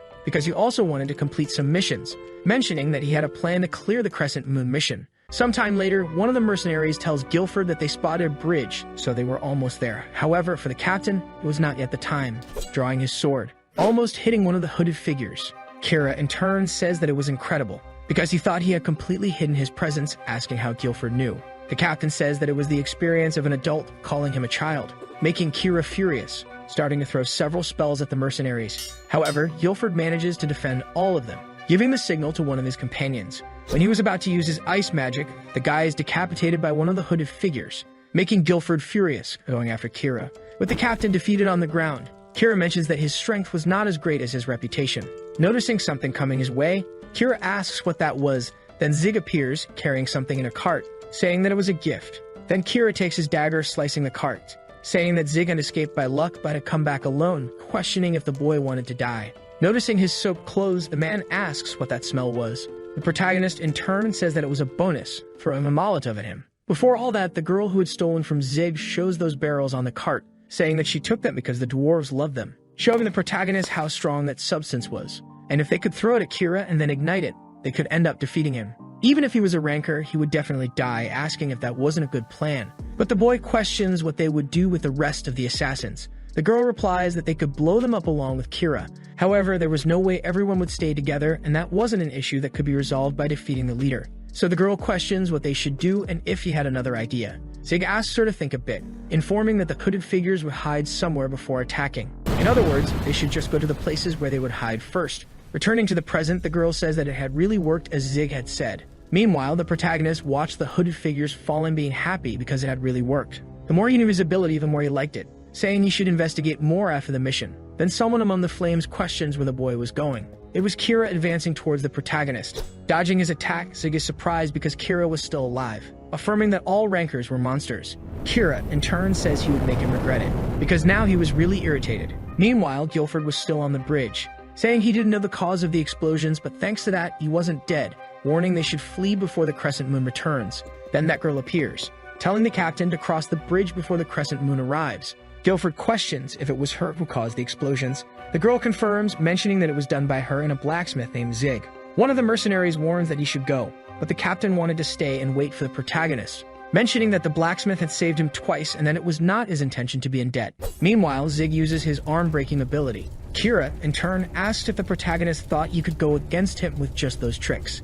Zig mentions that he couldn't even stand up because of his injuries in the fire, and at the same instant, he receives an attack. The man warns that it was an ability called Afterimage Assault, questioning if the boy would keep avoiding these useless attacks, saying he would crush him. Then Zig gives a signal. Kira questions if they still had more bombs. Looking back, he sees the protagonist fleeing, saying he had really fallen for that. Approaching the boy, Kira finds a cave, saying he would kill him. When entering the cave, several cookies go towards him. It was just a distraction because at the same instant, Zig appears, hitting Kira. However, it was a decoy ability that summoned a clone, attacking the protagonist from behind, mentioning that the boy was very strong, but it was all over for him. When he looks at his foot, he notices a vine wrapped around it. Zig, in turn, says that there were no mobs in that cave, but a plant was interesting. That was a vine that trapped anything and would disappear after a period of restriction. The protagonist says that Kira should have watched where he stepped, making the guy irritated, questioning what he could do in 10 seconds. But the boy mentions that he didn't need any special ability, because he had killed a golem with just that weapon. The man laughs because his secret weapon was that. Then the protagonist advances, telling him to see if that was just a pickaxe. And when he goes to attack, he ends up missing, saying that the boy couldn't even hit a stationary target. But for Zig, the man was not his target, because he wanted to attack right there, mentioning that he had destroyed that core and soon the cave would collapse. The guy says that it was impossible because it wouldn't collapse with just that. At the same instant, the cave starts to tremble, leaving Kira surprised because he had never heard of an ability like that, supposing that it could be a mind-manipulating ability, but he was just a blacksmith. In other words, the cave was really collapsing. Then he starts to flee. However, he was still restricted by the vine on his foot. The system informs that the mission had failed because all the assassins were dead and a penalty would be given. Returning to Guilford, one of the mercenaries asks to leave because Zig should already be dead. Guilford, in turn, says that Zig wouldn't die so easily. Among the mountains, the protagonist appears, mentioning that he was still alive. The mercenaries are surprised because he survived without any serious injuries. However, Zig mentions that he would already be dead without that ring, because when he was in the cave, he used it to escape quickly, saying that he still thought the ring was bad because of the price, but it still saved him. The girl is surprised, thinking that it was a useless item, but he still managed to survive, affirming that it was as he said and it really helped him, asking the boy to thank her. Guilford mentions that he was impressive because he had defeated Kira. Zig affirms that he did that, unlike him who only talked, making the guy angry. Then the protagonist announces that they should go to the Northern Arcs. Sometime later, the mercenaries observe a giant building, stating that the negotiation group was in that place. The system informs that the mission had been completed. Out of 80 adventurers, 28 survived and those people receive a gift. Then the gate opens. The system informs that Zig had gained experience and prestige, thus increasing his level, and now he could repair C-rank equipment, and he had received a shield from King Barkas, a shield that could block any attack once a day. A group of people observed Zig, mentioning that it had already been a month since the character was created. That character was controlled by a former player named Bartz, and since the creation, he had shown incredible gameplay. He even defeated a giant stone golem and was currently in the north. His team believed that there was a high possibility that person would add a new event. One of the men questions why they should delay the update. The other guy mentions that the event would bring new changes and the update time would confuse the players. But the man asks if the director thought that really made sense, because it took 3 years to unlock the giant golem mode, and he believed that a low-level blacksmith would activate the event, questioning if he would take responsibility. Then the director affirms that if it fell below performance, he would take responsibility, apologizing for being late. The other guy asks what he meant by taking responsibility. Seokjin says that it was exactly what he had said, mentioning that they would delay the update, but the man asks if he thought a blacksmith could activate the event. Then the director says that it was possible and wanted to add more things in the update, asking them to wait until it was finished. Shoving his ideas, Seokjin asks what they thought of it, and if it went beyond the expected performance, he would take full responsibility. The other guy mentions that developing all that would take 2 years. However, the director announces that most of the work was completed while he was on vacation, leaving the man surprised because he did it alone. Seokjin says that it was exciting because Arpedia would change in the future. Returning to the protagonist, the boy was sleeping, dreaming that he had caught the hacker. Meanwhile, with disgust, his brother observed. Returning to the room, his parents ask if Sig was okay. Then the brother announces that he had played all night and was now sleeping. His mother gets furious because Zig had said he was studying, but his father says that it was a good idea for the boy to do something on his own because when he thinks about the past, there were only regrets. Then the mother asks what they would do if Zig could make a living. The father says he would give him study materials, affirming that he just wanted to see him happy, because when the boy was fighting, he couldn't do anything. so he thought it was better to let him do what he wanted. Meanwhile, the protagonist heard everything in the background. Then his brother mentions that he would skip the academy, making the mother furious, saying he wouldn't skip. Sometime later, the protagonist was sitting on a sidewalk, recalling what he had heard from his parents, saying that even his parents worried about unnecessary things, but he was fine. Sometime later, Zig questions what that was, because there was a rat in his school food, leaving those beside him surprised. The protagonist takes his cell phone, thinking he should posting that photo on the internet. Sometime later, a man arrives in his classroom asking if Zig studied there. Meanwhile, the student said the guy was famous for fighting since high school. Then the boy approaches the protagonist, questioning if that was Zig, pulling his head to wake him up. But the boy was still sleepy, and then takes a punch. Sometime later, one of the students asks what was wrong with Zig, but the boy says he just tripped. The guy questions if he didn't want to go to the hospital, but with a bruised face, Zig says he was fine. And after all that, his school life became hell because that guy always looked for him. Because of that, he distanced himself from his friends, becoming completely isolated. Every day it repeated. The boy says he was really doing that, but the other guy says he can't hear well, asking what he was mumbling. Then the protagonist shouts, questioning what he had done. The group starts laughing, mentioning they were scared. At the same instant, another person arrives at the scene. That boy was named Hyen, who was the council president. Seeing that guy, Zig remembers he was first in everything. Hyen, answering the boy's previous question, says he would tell the reason, answering that he did it just because he liked him. Returning to the present, Zig asks them to face him now because he would defeat them with just his skills. Then a paper hits his face, saying he couldn't see anything. At the same instant, he bumps into a man. The guy asks if he shouldn't apologize for bumping into him. Apologizing, Zig is surprised, recognizing the guy in front of him. Seeing that the protagonist was silent, the man grabs his shirt collar, questioning if he wasn't hearing him. Desperate, Zig asks why he was there. Then the man receives a call, saying he was lucky, asking him to be careful next time. Sometime later, a person was talking with the previous guy about the game Arpeia, mentioning that the Northern Arc had started recently, and because of that, Broaden Castle's finances were difficult. Originally, they talked about the remuneration being very low among the employees. Asking Jung what his response would be, leaving him no choice, the man accepts. The next day, the protagonist was in front of a building, thinking that everything would be okay. Now he wasn't afraid of people or going out anymore. Recalling the previous night, he thinks he should get stronger, so he would increase his physical and mental strength. Entering the building, Zig tries to say something, but when he looks inside the building, he sees several people piled up, becoming desperate with that situation. Leaving the place, the boy says he was unemployed, meaning he wouldn't have money to pay. Then the man asks if he was there to sign up. Zig says no, mentioning he had entered the wrong place. When he was about to leave, he bumps into someone.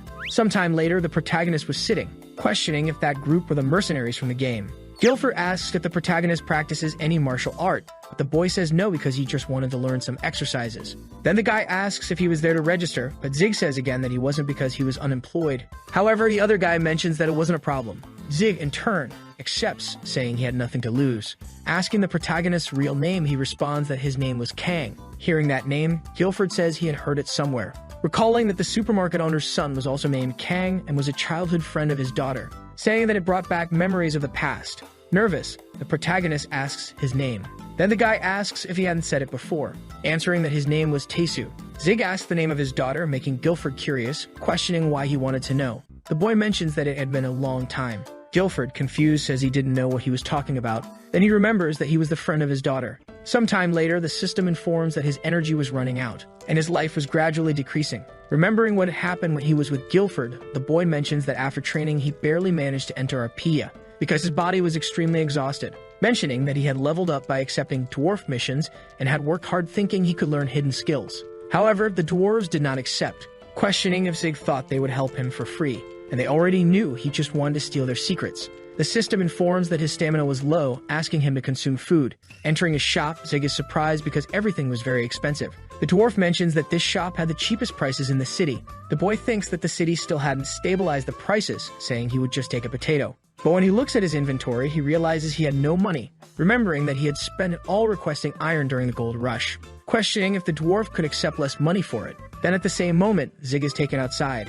In the present, the protagonist was lying on the ground, thinking he hadn't eaten anything, questioning if he would die that way. However, he couldn't die and had no choice but to sell that shield, feeling sad because it had an incredible ability. Then a person greets him, mentioning that the shield looked good and asking if he wanted to sell it. Zig thinks a customer had already appeared, questioning if luck was on his side. Then the dwarf makes his offer of 5 million to buy the shield, leaving the boy surprised by so much money, where he ends up accepting the offer. But when he receives the money, the protagonist is confused, and when he looks at the dwarf, he was already fleeing. Knocking on a door, Zig asks the dwarf to come out. However, he says he would stay there forever. Inside the house, the dwarf dismantles the shield, thinking that the final jewel was finally extracted, questioning what the problem was. Sometime later, the protagonist was eating, thinking if that dwarf thought he would really give up, mentioning that he was ready to become an assassin. Observing those people in the background, he notices they were young dwarves, where they started painting the dwarf's house wall, questioning why they were doing that. Although they were children, Zig didn't like it, trying to stop the kids. But they mentioned they weren't doing anything. Then the protagonist grabs the brush from the child's hand, saying he wanted to teach them to do it correctly, starting to completely paint the dwarf's wall. Meanwhile, the man continued working on the shield, saying it couldn't be helped, questioning if he should go to the ice palace. However, he didn't like fighting, saying it would be good to have someone to do it for him. When he opens the door, Zig sees the dwarf, saying he finally decided to come out, asking the man to return his shield, because he had suffered a lot to get it. However, the dwarf remains silent, asking if he was the one who drew all that. But the boy says it was all a joke compared to what he did. Observing Zig's paintings, the dwarf thinks it was incredible. Seeing his clothes, he surely was a blacksmith. Then he says he would return his shield, asking to be let go. Handing the shield to the boy, Zig notices it was broken into pieces. The dwarf mentions he did a good job dismantling it, and now the protagonist could reassemble it. Zig, in turn, asks if the dwarf really had dismantled his shield, and the man affirms. Grabbing the dwarf's shoulder, the protagonist says it was incredible, questioning how he did it. Blacksmithing was known as a profession that only had crafting and repair. When making weapons with expensive materials, it was standard to make items with recipes, because it would be a waste if a bad weapon was made due to an error. Then you could recycle the materials to make weapons not listed in the recipe, and maybe create items with incredible abilities. Returning to the protagonist, the boy thinks he could keep changing the items he already had as he wished, so he needed to learn it, begging the dwarf to teach him. The dwarf, in turn, accepts, asking if the boy would be his disciple. Sometime later, the dwarf asks Zig to follow him, questioning if the boy knew Anduras, affirming and saying it was a legendary monster in the northeastern part of the Northern Arc. Besides, it loved jewels and accepted them as tributes. Then the dwarf mentions that his companions were bringing jewels and artifacts for that dragon. However, he was different because he would kill it and then get rich, showing what he had done for that ambitious plan, leaving Zig surprised when he sees an iron dragon, questioning if it moved. The dwarf, in turn, says it didn't because he wouldn't leave it there if it moved. Zig questions if it wasn't just a giant can, but the dwarf mentions that all the parts were completely balanced, starting to say various things about the machine. Meanwhile, the protagonist was not paying attention, questioning if he could make a weapon with that. Asking the boy to pay attention, he orders Zig to go to the ice palace. In the ice palace, a person was battling a monster. Then an archer appears, helping the boy. That was the protagonist's friend, asking if her brother was okay. The man says that it was indeed the dungeon's aftermath, as the rumors said. At the same moment, a lightning bolt strikes between the two, and the girl's brother asks what she was doing. Another girl appears, apologizing. The guy asks if she didn't do that on purpose, but the girl questions how a new dungeon had appeared. Saying that it was an opinion among the users, the man mentions that there were various theories. Meanwhile, the protagonist's friend remembers that 2 weeks had already passed, remembering she should have talked to Zig. Then a bloodied man appears, leaving the girl terrified, asking what was wrong with him. While they were healing him, the man notices a figure in the ice. Thinking it was a monster, the group prepares. Among the ice, a person says the fog was too thick to see. When he comes out of that fog, that man was Zig. Surprised when he sees Sia, questioning why she was there, remembering that the dwarf had mentioned the ice palace was a dungeon that appeared in Canyon 2 weeks ago. Showing a paper with images of the monsters that appeared, the protagonist says those were the wooden mobs from Deborah's dungeon. The dwarf affirms but says if you looked closely, they seemed different and that moved that tinkin. Deborah was a genius in magical engineering, and the heart of the wooden soldier she made produced very strong energy. It would have been impossible with just a regular soldier's heart, but if he could get an original one, he could make an energy source to move the dragon, affirming that it would be a trial, because if he wanted to be his apprentice, he should get 30 wooden hearts. In the present, Sia asks if Zig came because of the mission. The boy affirms, but says it was awful, and that he was having difficulties. Then the girl asks if Zig wanted to join her group, as she would help him too. Zig thinks that there were too many people and that would be a burden, but anyway, it wasn't his goal to clear the dungeon. So the other girl asks how they could use a blacksmith, making Sia furious, questioning if she was against it. And when Zig was about to say he was fine, the girl takes his hand, telling him to enter the dungeon. Sometime later, the group was battling the monsters. Together, they use an attack to defeat the monsters, where Zig ends up gathering all the hearts, completing the mission. Observing the group, the boy thinks that the connection between them was good, so they would easily clear the dungeon, but the only problem was that once the dungeon was discovered, it couldn't be cleared. Then the other girl tells him to help with something instead of just picking up items. But Sia mentions that Zig was just conserving energy, and if he showed his skills, she would be surprised. Questioning the boy if she was right. Zig, in turn, affirms, thinking he would have to do it. The other guy asks them to stop talking because the boss's room was just ahead, and everyone should take care of their skills and items. Entering the room, the other girl is happy because she was the first to arrive. Looking ahead, she sees someone crying, and when she was about to ask if she was okay, the other guy tries to stop her. But it was too late, because actually that was a monster trying to turn the girl into stone. Medusa is surprised because she managed to avoid her attack, but anyway, humans were good at running away. However, there was still an adventurer there using her defense ability. Medusa tries to attack, saying that if her wish was to die, she would do it. Returning to the desperate girl, she mentions that it was very scary, and the other guy says that Medusa was the most unpleasant monster in that game.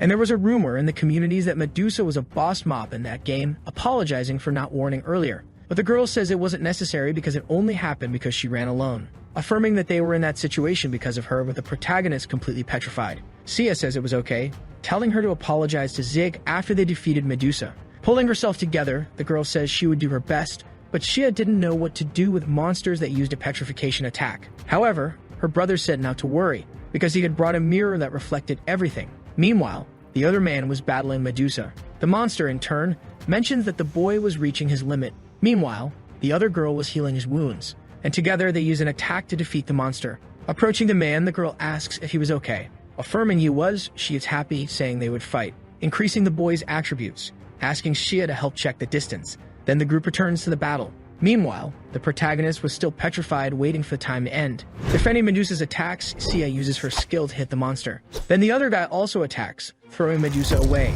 The monster, in turn, says they were really annoying. Then the other guy tells them to prepare for the second attack, asking the boy to deactivate it. At the same instant, Medusa uses her petrification skill, using the skill towards the adventurers. Grabbing the mirror, the boy positions it towards the skill, managing to reflect the attack.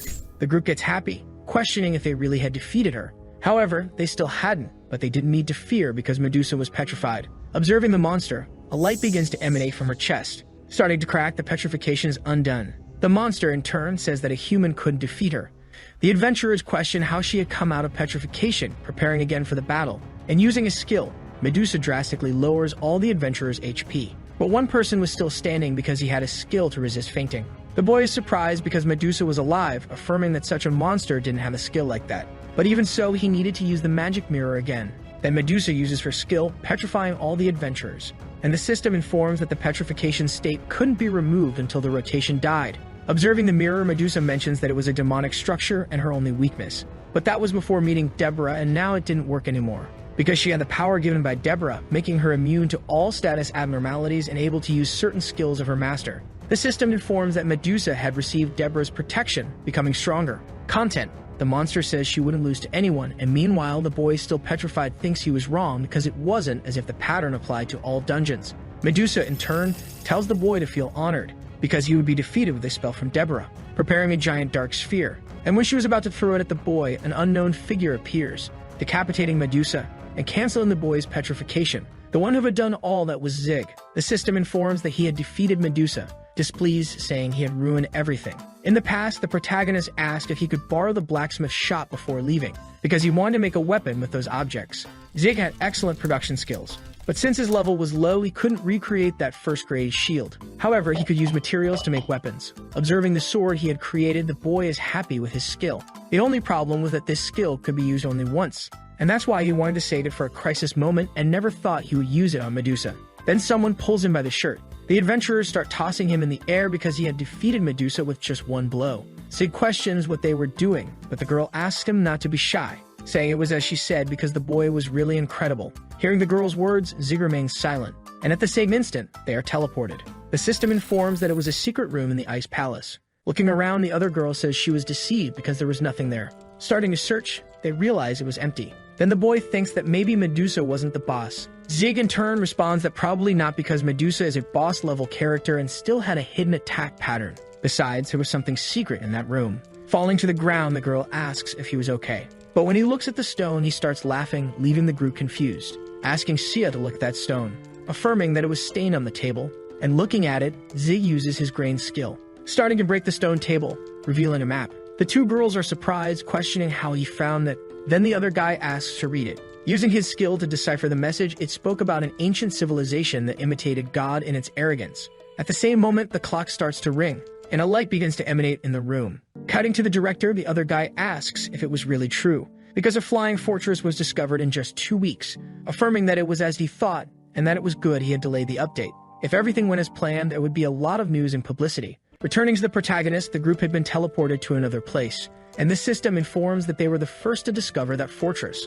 All members received reputation points and the title of Discoverer of the Aerial Fortress. The group questions if that was the reward of the Ice Palace. At the same moment, another person appears asking if they were from the Cyan family, and a goat appears saying it was there to welcome them. Inside the fortress, the goat informs His Majesty that it had brought guests. Meanwhile, the group was questioning what kind of situation it was. In the king's chamber, the group of adventurers receives a welcome. The king says that he is the sole ruler of the Mycenaean kingdom, and his name is Ivanius. His level was 120, and he had the appearance of the ancient king of the Mycenaean kingdom. The two girls become desperate, thinking that he was a ghost, but the other boy asks them to calm down because it was just a specter, which was a ghost-type monster, leaving Shia even more desperate because it was indeed a ghost. However, the other girl asks Shia to remain calm because she would make it bright. The king, in turn, asks if they wouldn't listen to his story. Sometime later, His Majesty begins to tell the story. For thousands of years, his kingdom prospered and its magical technology benefited the world, thus ruling the kingdom in peace.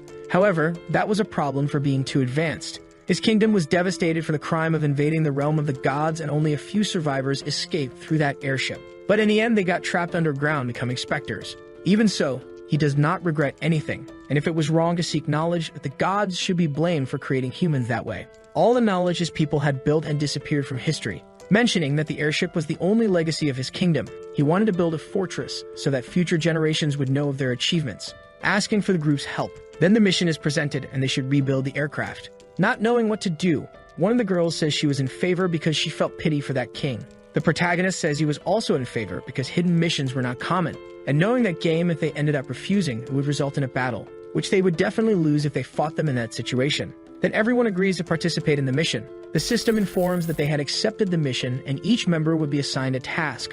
Presenting the task to the protagonist, the boy would have to reactivate a plant and make broken parts to repair the power plant. Observing that, Zig thinks everything was very difficult. Shia asks what missions they received. Answering what their missions would be, the king gives them a gift, where they end up surprised by the quality of them. Shortly after, the other boy asks if he could ask a question, because the king had said they were the first guest in 300 years, asking if he was referring to Deborah from 300 years ago. The king affirms because that woman promised to rebuild his airship. Then the protagonist also wanted to ask another question, questioning where the exit to the surface was. However, he also didn't know because if he could, he would have already left.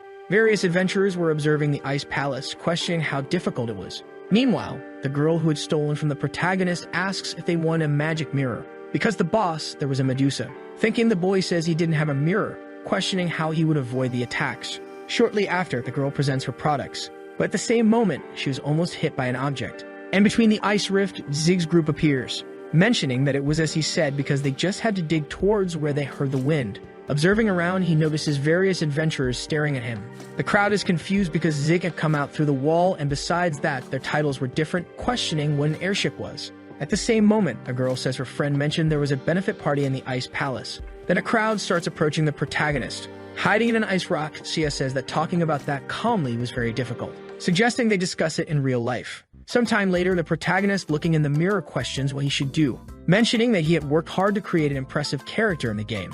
And if they saw him in real life, they would surely be disappointed, wondering if he should really go. Sometime later, a girl was presenting the news of Arpedia online, saying that the first news was about an incident that caused a revolution in the game community, because suddenly a fallen fortress appeared, and according to some sources, it was related to the discovery of the Ice Palace, questioning what the connection was between the aerial fortress and the Ice Palace. When they were about to mention the names of the people who discovered the place, a man pauses the video, saying that it was too tiring for now. Then a little girl questions why he was stopping them from entering the game because people wanted to find them. However, for the man, that was the problem because people just wanted to get information about the new dungeon. Then the girl mentions that they should be prepared. Looking at the clock, the guy questions why Zig had not arrived yet, mentioning that the protagonist was a bit late. And when he looks to the side, someone greets them. That was Zig, apologizing for being late. Sometime later, the little girl says that it was impossible because in the game the protagonist was different. Then everyone starts to introduce themselves. So Zig realizes that the guy was from the same dojo where he was training, leaving Sia surprised because the protagonist trains at her father's dojo, mentioning that there were many coincidences in the world. However, Zig is surprised by the news, because he didn't know she was Guilford's daughter, saying his name was Kang, leaving the girl surprised. Sometime later, they were talking about the two being childhood friends, saying it wasn't her fault for not recognizing him and it wasn't strange that his face was familiar. but still it had been a long time since they had seen each other, greeting the boy. However, the other girl asked them to focus because they met to discuss the mission. While they were discussing, time passed. And when it was getting dark, the group finishes discussing.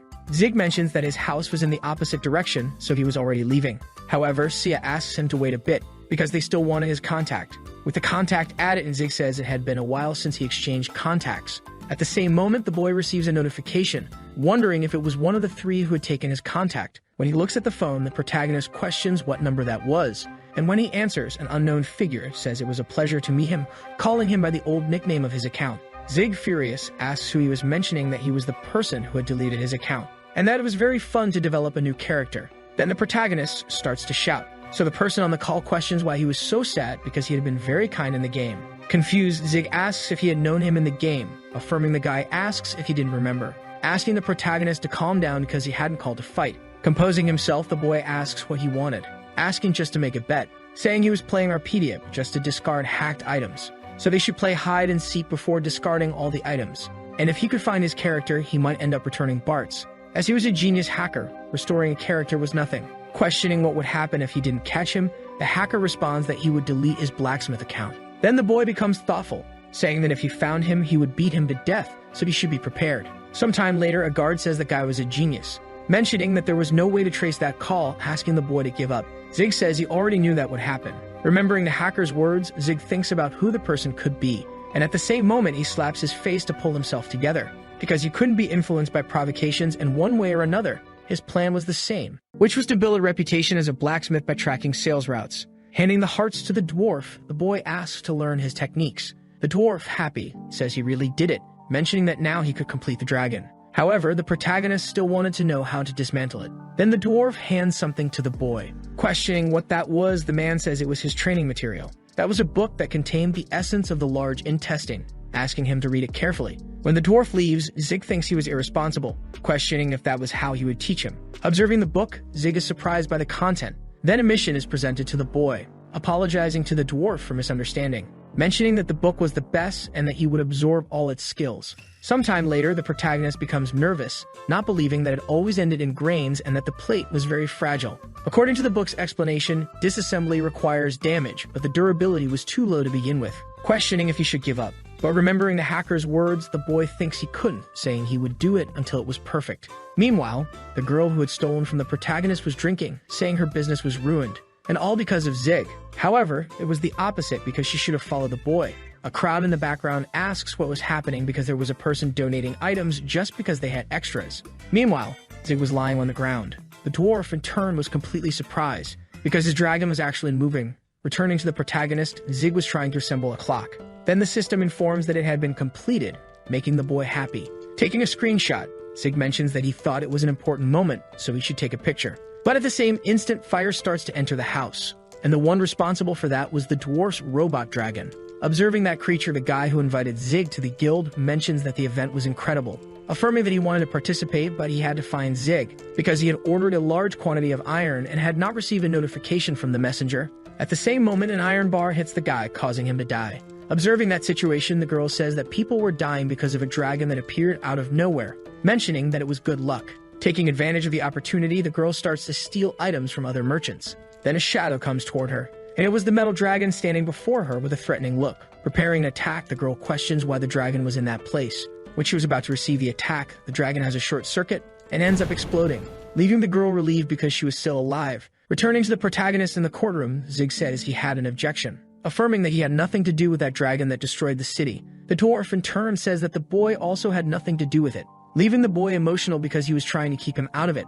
The man says that Zig was only good for delivering messages and could be trusted, so the two start to argue. Then the judge asks them to be quiet, mentioning that the dwarf had joined hands with a human to create a dragon that destroyed the city. The dwarf says that the accident happened only because the Federation had rejected his suggestion, asking if everyone had seen that because it really was a dragon. And when he announced his project, everyone laughed at him, saying it would never fly. However, that had been the result. Besides, it was done at low cost and in a difficult environment. Observing the dwarf's words, Zig asks if he was going crazy, and if he continued talking, he would end up in prison for the rest of his life. The judge, in turn, asks everyone to be quiet, acknowledging that the incident was not his fault. However, the damage caused was enormous, mentioning that he was supporting the production costs, and within a month they would produce the equivalent of the damage. saying that the dwarf was condemned to make a weapon capable of defeating the Anduras. And if it was not delivered, not only he but also the protagonist would go to prison. Sometime later, the boy questions why the dwarf had said that, and because of it, he would go to prison. However, the man tells him not to worry because he didn't say it without thinking,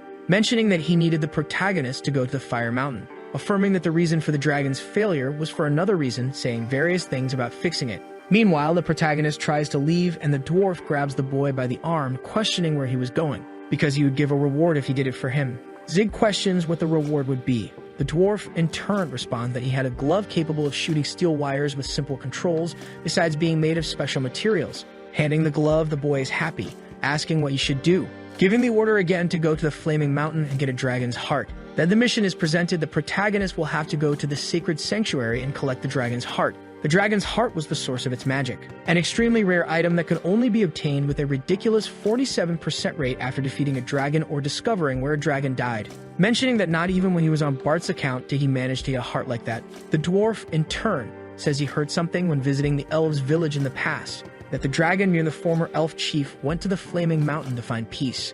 Zig becomes disoriented, questioning if that dwarf was telling him to go after a dragon with unreliable information. Besides, in that place, players needed to be at least level 80. Sometime later, the protagonist was flying in a balloon, and meanwhile, someone was watching him. Zig, even in the balloon, was still practicing his assembly. However, a rope hits his tool, knocking it down. The boy questions if there was something wrong with the balloon. Looking down, he notices that girl with a frightened look. However, the boy asks what he meant and if he knew how expensive houses with a window were. Inside the speech bubble, Zig says he almost fell because of her, and since he had already helped, the girl should go away. However, she says she won't let Zig go away, questioning if the protagonist thought she didn't know, because Zig was going after the air fortress. Then 3 days pass after the incident. Near the blazing mountain, the boy says they arrived quickly. While they walked, the girl was crying and the protagonist says he was off duty and had things to do. But the girl asks where he would go and why they were in that place, because that place was extremely dangerous, besides the fact that only people level 80 and above could go there. At that moment, a monster appears behind the two. The system alerts that it was a scorpion soldier, a creature that burrows through the volcanic region. As the monster approaches the girl, she wonders why that always happens. Desperately, she asks Zig to finish off that thing. With no way out, the protagonist thinks he should do it. At that moment, a crowd of scorpions start moving towards them. With tears in his eyes, Zig states they were doomed. However, the girl still didn't want to die, asking the boy to do something. When they would be attacked, someone shoots an arrow at the scorpion, where several lizard men appear, defeating all those monsters. Zig had no idea what happened, but they had helped them, questioning if they could understand what he was saying. At that moment, the two are tied up, mentioning that the human who had invaded their territory would serve as a sacrifice. The protagonist wonders where they were taking him because he never met a lizard man when he was on Bart's account. Meanwhile, the girl begged to be able to leave, saying to eat Zig in her place. Sometime later, the protagonist was sleeping, and when he wakes up, the lizards begin to pull the two by a rope. The protagonist tries to ask for help for the girl, but she was already totally discouraged.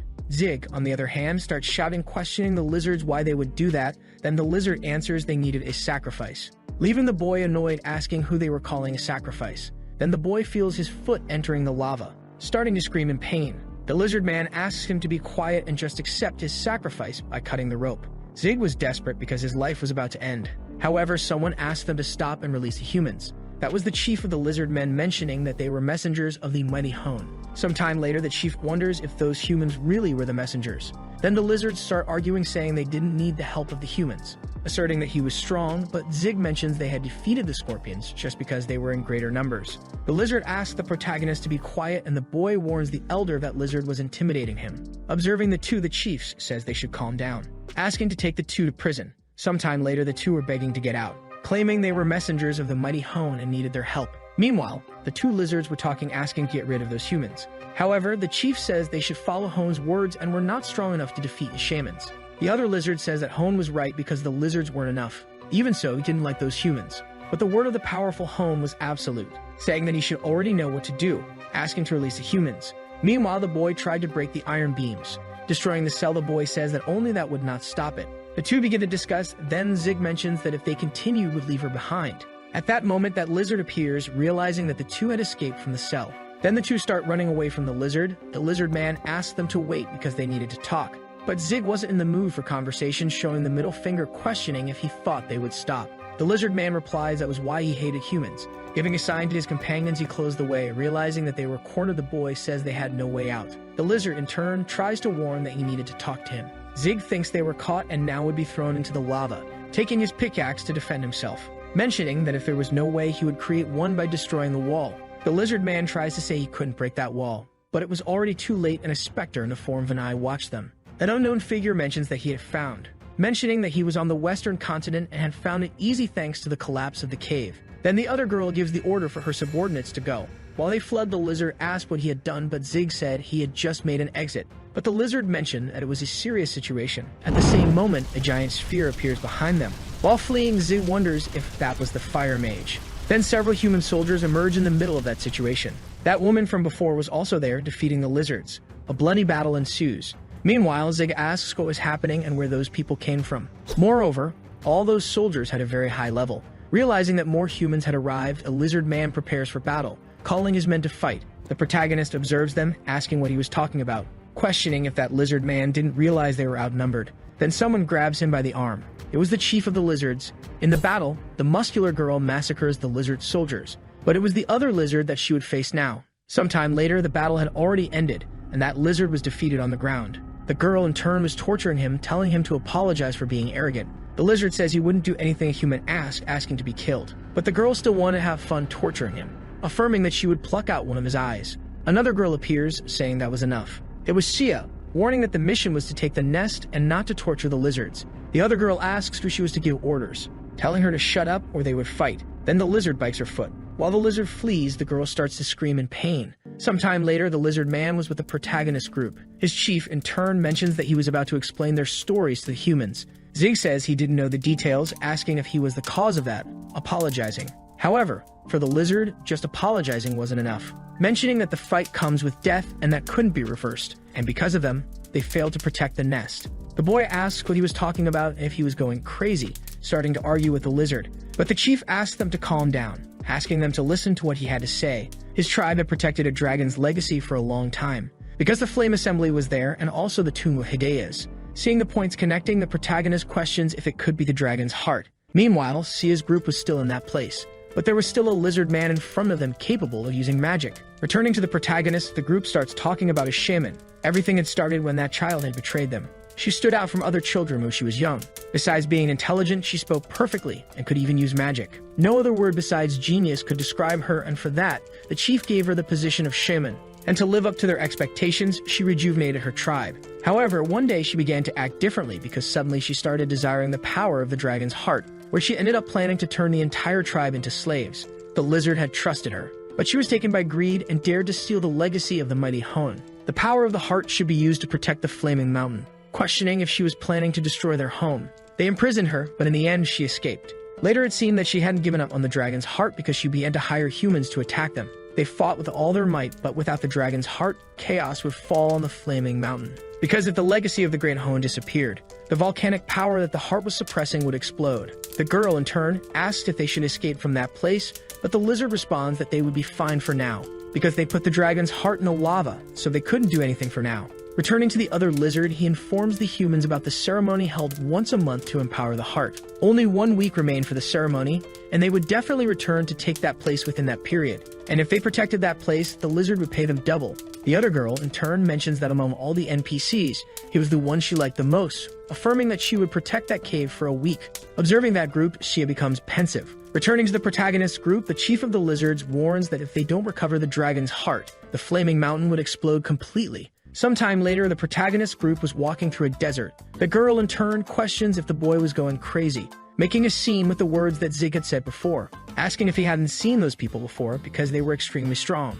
Zig, in turn, thinks that the woman had followed him of her own free will and yet was getting on his nerves. At the same moment, the girl notices something. Looking at that Egyptian statue, she asks what it was. Then the system informs that it was a guardian sculpture of the dungeon from another world. Meanwhile, Sia was lying in her room, asking her companion how her mission was going. Responding that she hadn't found anything, she asks how hers was going, leaving the girl thoughtful about everything that had happened. Responding that she didn't know. Realizing there was no answer, she asked if her friend had fallen asleep. Returning to the protagonist, the system informs that he had succeeded in dismantling and obtained a solid iron plate. His dismantling skill increased to level 10, mentioning that he should stay up all night if he wanted to finish it on time. Then the protagonist gives an order to the lizards. However, the other one says he didn't like taking orders from a human because he should train.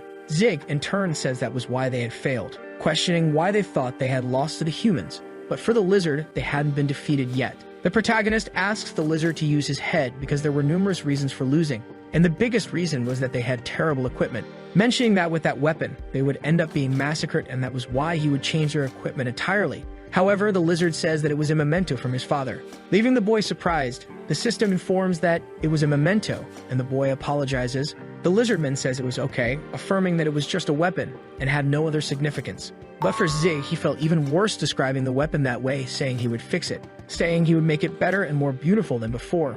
Sometime later, the protagonist hands the axe to the lizard. However, to him it hadn't been restored because it looked strange. The boy asks why he thought it was strange because he thought it looked really cool, but the lizard says he didn't need that. Returning to the girl, she was observing the chief's necklace, saying that the necklace was extremely expensive. Approaching the lizard, she mentions that the necklace was very beautiful, questioning if he wanted to trade that stone for his necklace.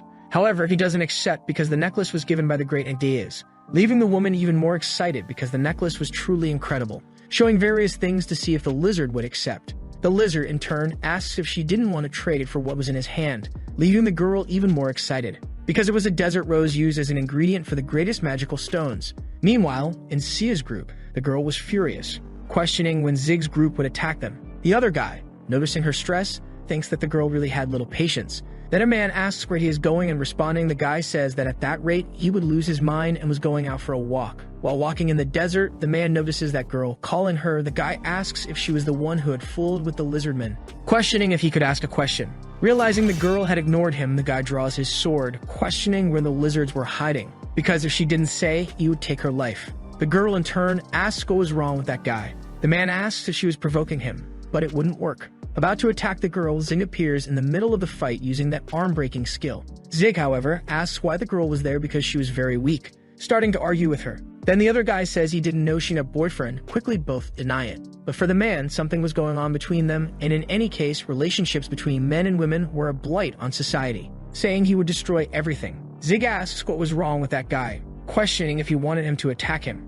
At the same moment, the man advances towards the protagonist, but when he looks to the side, he notices an army of lizards. The lizard shaman, in turn, gives the order to prepare for battle, because the lizardmen were approaching. At the same moment, the player who is attacking Zig ends up dying. Along with the army, they advance. Using his skill, the gray-haired guy warns that the lizardmen were approaching.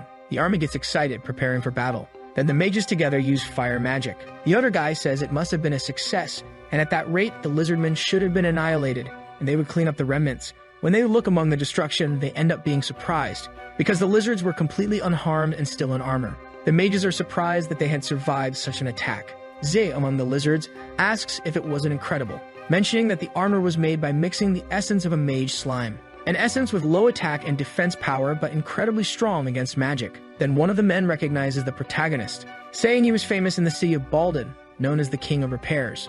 The other guy asks if he was also a blacksmith because he thought he was a ranker. Hearing that the boy had insulted him, Zig becomes furious, asking them to fight him, giving the order for the lizards to advance. During the battle, one of the enemies says that the lizardmen were nothing, but at the same moment, his attack is blocked, leaving the guy surprised, questioning if they had always had that armor, warning his companions to be careful, because now the lizards were very strong.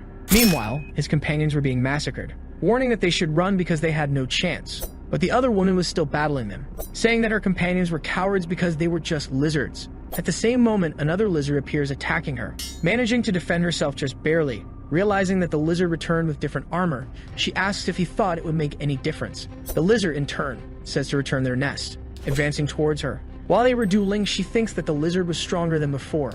However, even if a mob improved, he was still a monster, using her rage blood skill, increasing her attributes, where she ends up breaking the lizard's armor. A flashback of the lizard appears with the protagonist questioning why he wasn't wearing armor. But the lizard says he didn't need it because a warrior's armor was his body. Even so, Zig puts the armor on him, mentioning that it was light. Besides, he had worked harder to make it since he was the leader, and with it, he would have another chance to live. The lizard says that death was nothing during the battle, but the boy asks if he would keep saying nonsense, because his main duty was to protect the legacy of his tribe, questioning why he talked as if his life was nothing. Returning to the present, the lizard says that Zig was right, because the lives of his companions were important, affirming that he would protect everyone in his tribe. The protagonist, observing the battle, thinks they would easily win because the circumstances were on their side. Remembering his plan, he affirms that he could get his hands on the dragon's heart, but ends up remembering the chief's words about what would happen if he removed the heart from the place, mentioning that he had forgotten the most important thing. And the most important thing was the quest, affirming that he was making the armor thanks to him, so he just needed to evacuate everyone from the volcano, thinking that no one was paying attention to him. But at the same moment, he is shot in the foot with an arrow, falling to the ground screaming in pain, asking if that was an attack from the shaman. Observing that silhouette, he realizes it was a player, who wasn't attacking to kill, but to restrict movements, questioning if it wouldn't be easier to kill quickly. But Zig didn't have time to think about that, because they needed to see him to shoot. The girl mentions that she couldn't see her target because of the rocks, so the protagonist advances towards her. In front of the girl, he realizes it was Shia, surprised to have met again. Meanwhile, the other girl was inside a cave, wondering how Zig's group was doing. The elder says that everything would be fine thanks to the items the protagonist had made, affirming that they should thank him after returning. But for the girl, if he wanted to thank them, he should do it with actions and not just words. Starting to wear all the lizard's clothes, the girl says that something was missing, that necklace that was on his neck, but the lizard says he couldn't, because that necklace was given by Master Hone. Then another voice says that was problematic. It was the shaman, saying that without that necklace, he wouldn't be able to brainwash the lizards, attacking the lizardmen, asking if the chief thought he was also being deceived like the others, because if he thought so, he was wrong. His goals were to be alone with him from the beginning. The chief, in turn, asks how the shaman was there. Then the shaman starts talking about that necklace, which was an item capable of communicating with spirits and also brainwashing creatures with low intelligence. Then the lizard chief tries to call his guards, but it was useless because the shaman had put everyone in the tribe to sleep, affirming that he never thought he would send almost all the troops to the nest. The chief questions why he was doing all that, furious. The shaman says that he should know the reason, due to the stupid rule he had made, saying to finish it once and for all. But at that moment, the girl interrupts the fight. Returning to the protagonist, she asks why Zig was in that place. The boy mentions that he was there because of a quest, questioning what she was doing. With both answering the same, they ask what each other's mission was, starting to argue over who would say it first. Then Sia says she was on a quest to rebuild the aerial fortress, remembering when she met an elf, asking him how to find it. But the man apologizes because the wings of the wind were kept in the spirit dormitory. Desperate, the girl asks where she could find the spirit. But for a human, it would be impossible to find a spirit, because it was a place where elementals live and humans don't understand that place. If they entered once, they would never return. Then Sia thinks about what she could do because she needed to get her hands on the wings of the wind. The elf mentions that there was another way to get them. A long time ago, her ancestors gave a necklace to Hideas, and if she had the necklace of the spirit and the soul, she should be able to hear the words of the spirits. Sometime later, Sia was lying down saying it was useless, because she had been searching for the flaming mountain for days and no necklace had appeared. Then the shaman appears, asking if that was the necklace she was looking for. Realizing it was, Sia asks where she could find it, and while he swings it, she ends up seeing that it was a lizard man. Returning to the present, Zig asks if it was the shaman who had talked to her, and the girl says yes, because she had heard she desired that necklace. At the same moment, a lizard attacks Shia, saying that she was the last human. Seeing the girl on the ground, Zig asks why he attacked his friend, but the lizard responds that she had killed his people, asking if Zig was betraying them, but that wasn't it. Then when Sia stands up, the lizard army was against the two. The protagonist, with no way out, thinks about what he should do, questioning if he should give up on Sia, because if he died, his quest would fail. If they fought the lizardmen, it would also be an option, because if he used his arm-breaking skill, his chances would increase. Then the lizard mentions that the lives of comrades were precious, affirming that he was also one of their comrades. Zig, dropping his weapons, says he wouldn't fight them. The lizard asks to hand over the girl, but Zig didn't want to, warning that Sia was his comrade, so he couldn't do that. The lizardman becomes furious, saying that it was absurd, asking again to hand her over. Even so, the protagonist didn't want to, saying he wouldn't fight them or hand over his friend. But the girl mentions that it was okay because there was no reason for them to fight, affirming that they were all mistaken, because the lizard chief deceived them all. Returning to the other girl, the shaman asks if she knew who she was protecting. The girl in turn says she had no idea, but she couldn't let someone die in front of her because it had been a long time since she had found a treasure. Realizing she had expressed her desires, she becomes embarrassed. In any case, the shaman couldn't take him because she hadn't finished talking to him yet. The shaman asks her to step aside. At the same moment, he is stabbed. Not just him, but also the girl goes along, saying that his plans were sloppy and emotional, questioning if the same thing hadn't happened that time. To ensure you don't miss the next part, activate the notification bell and see you next time on Tob's channel.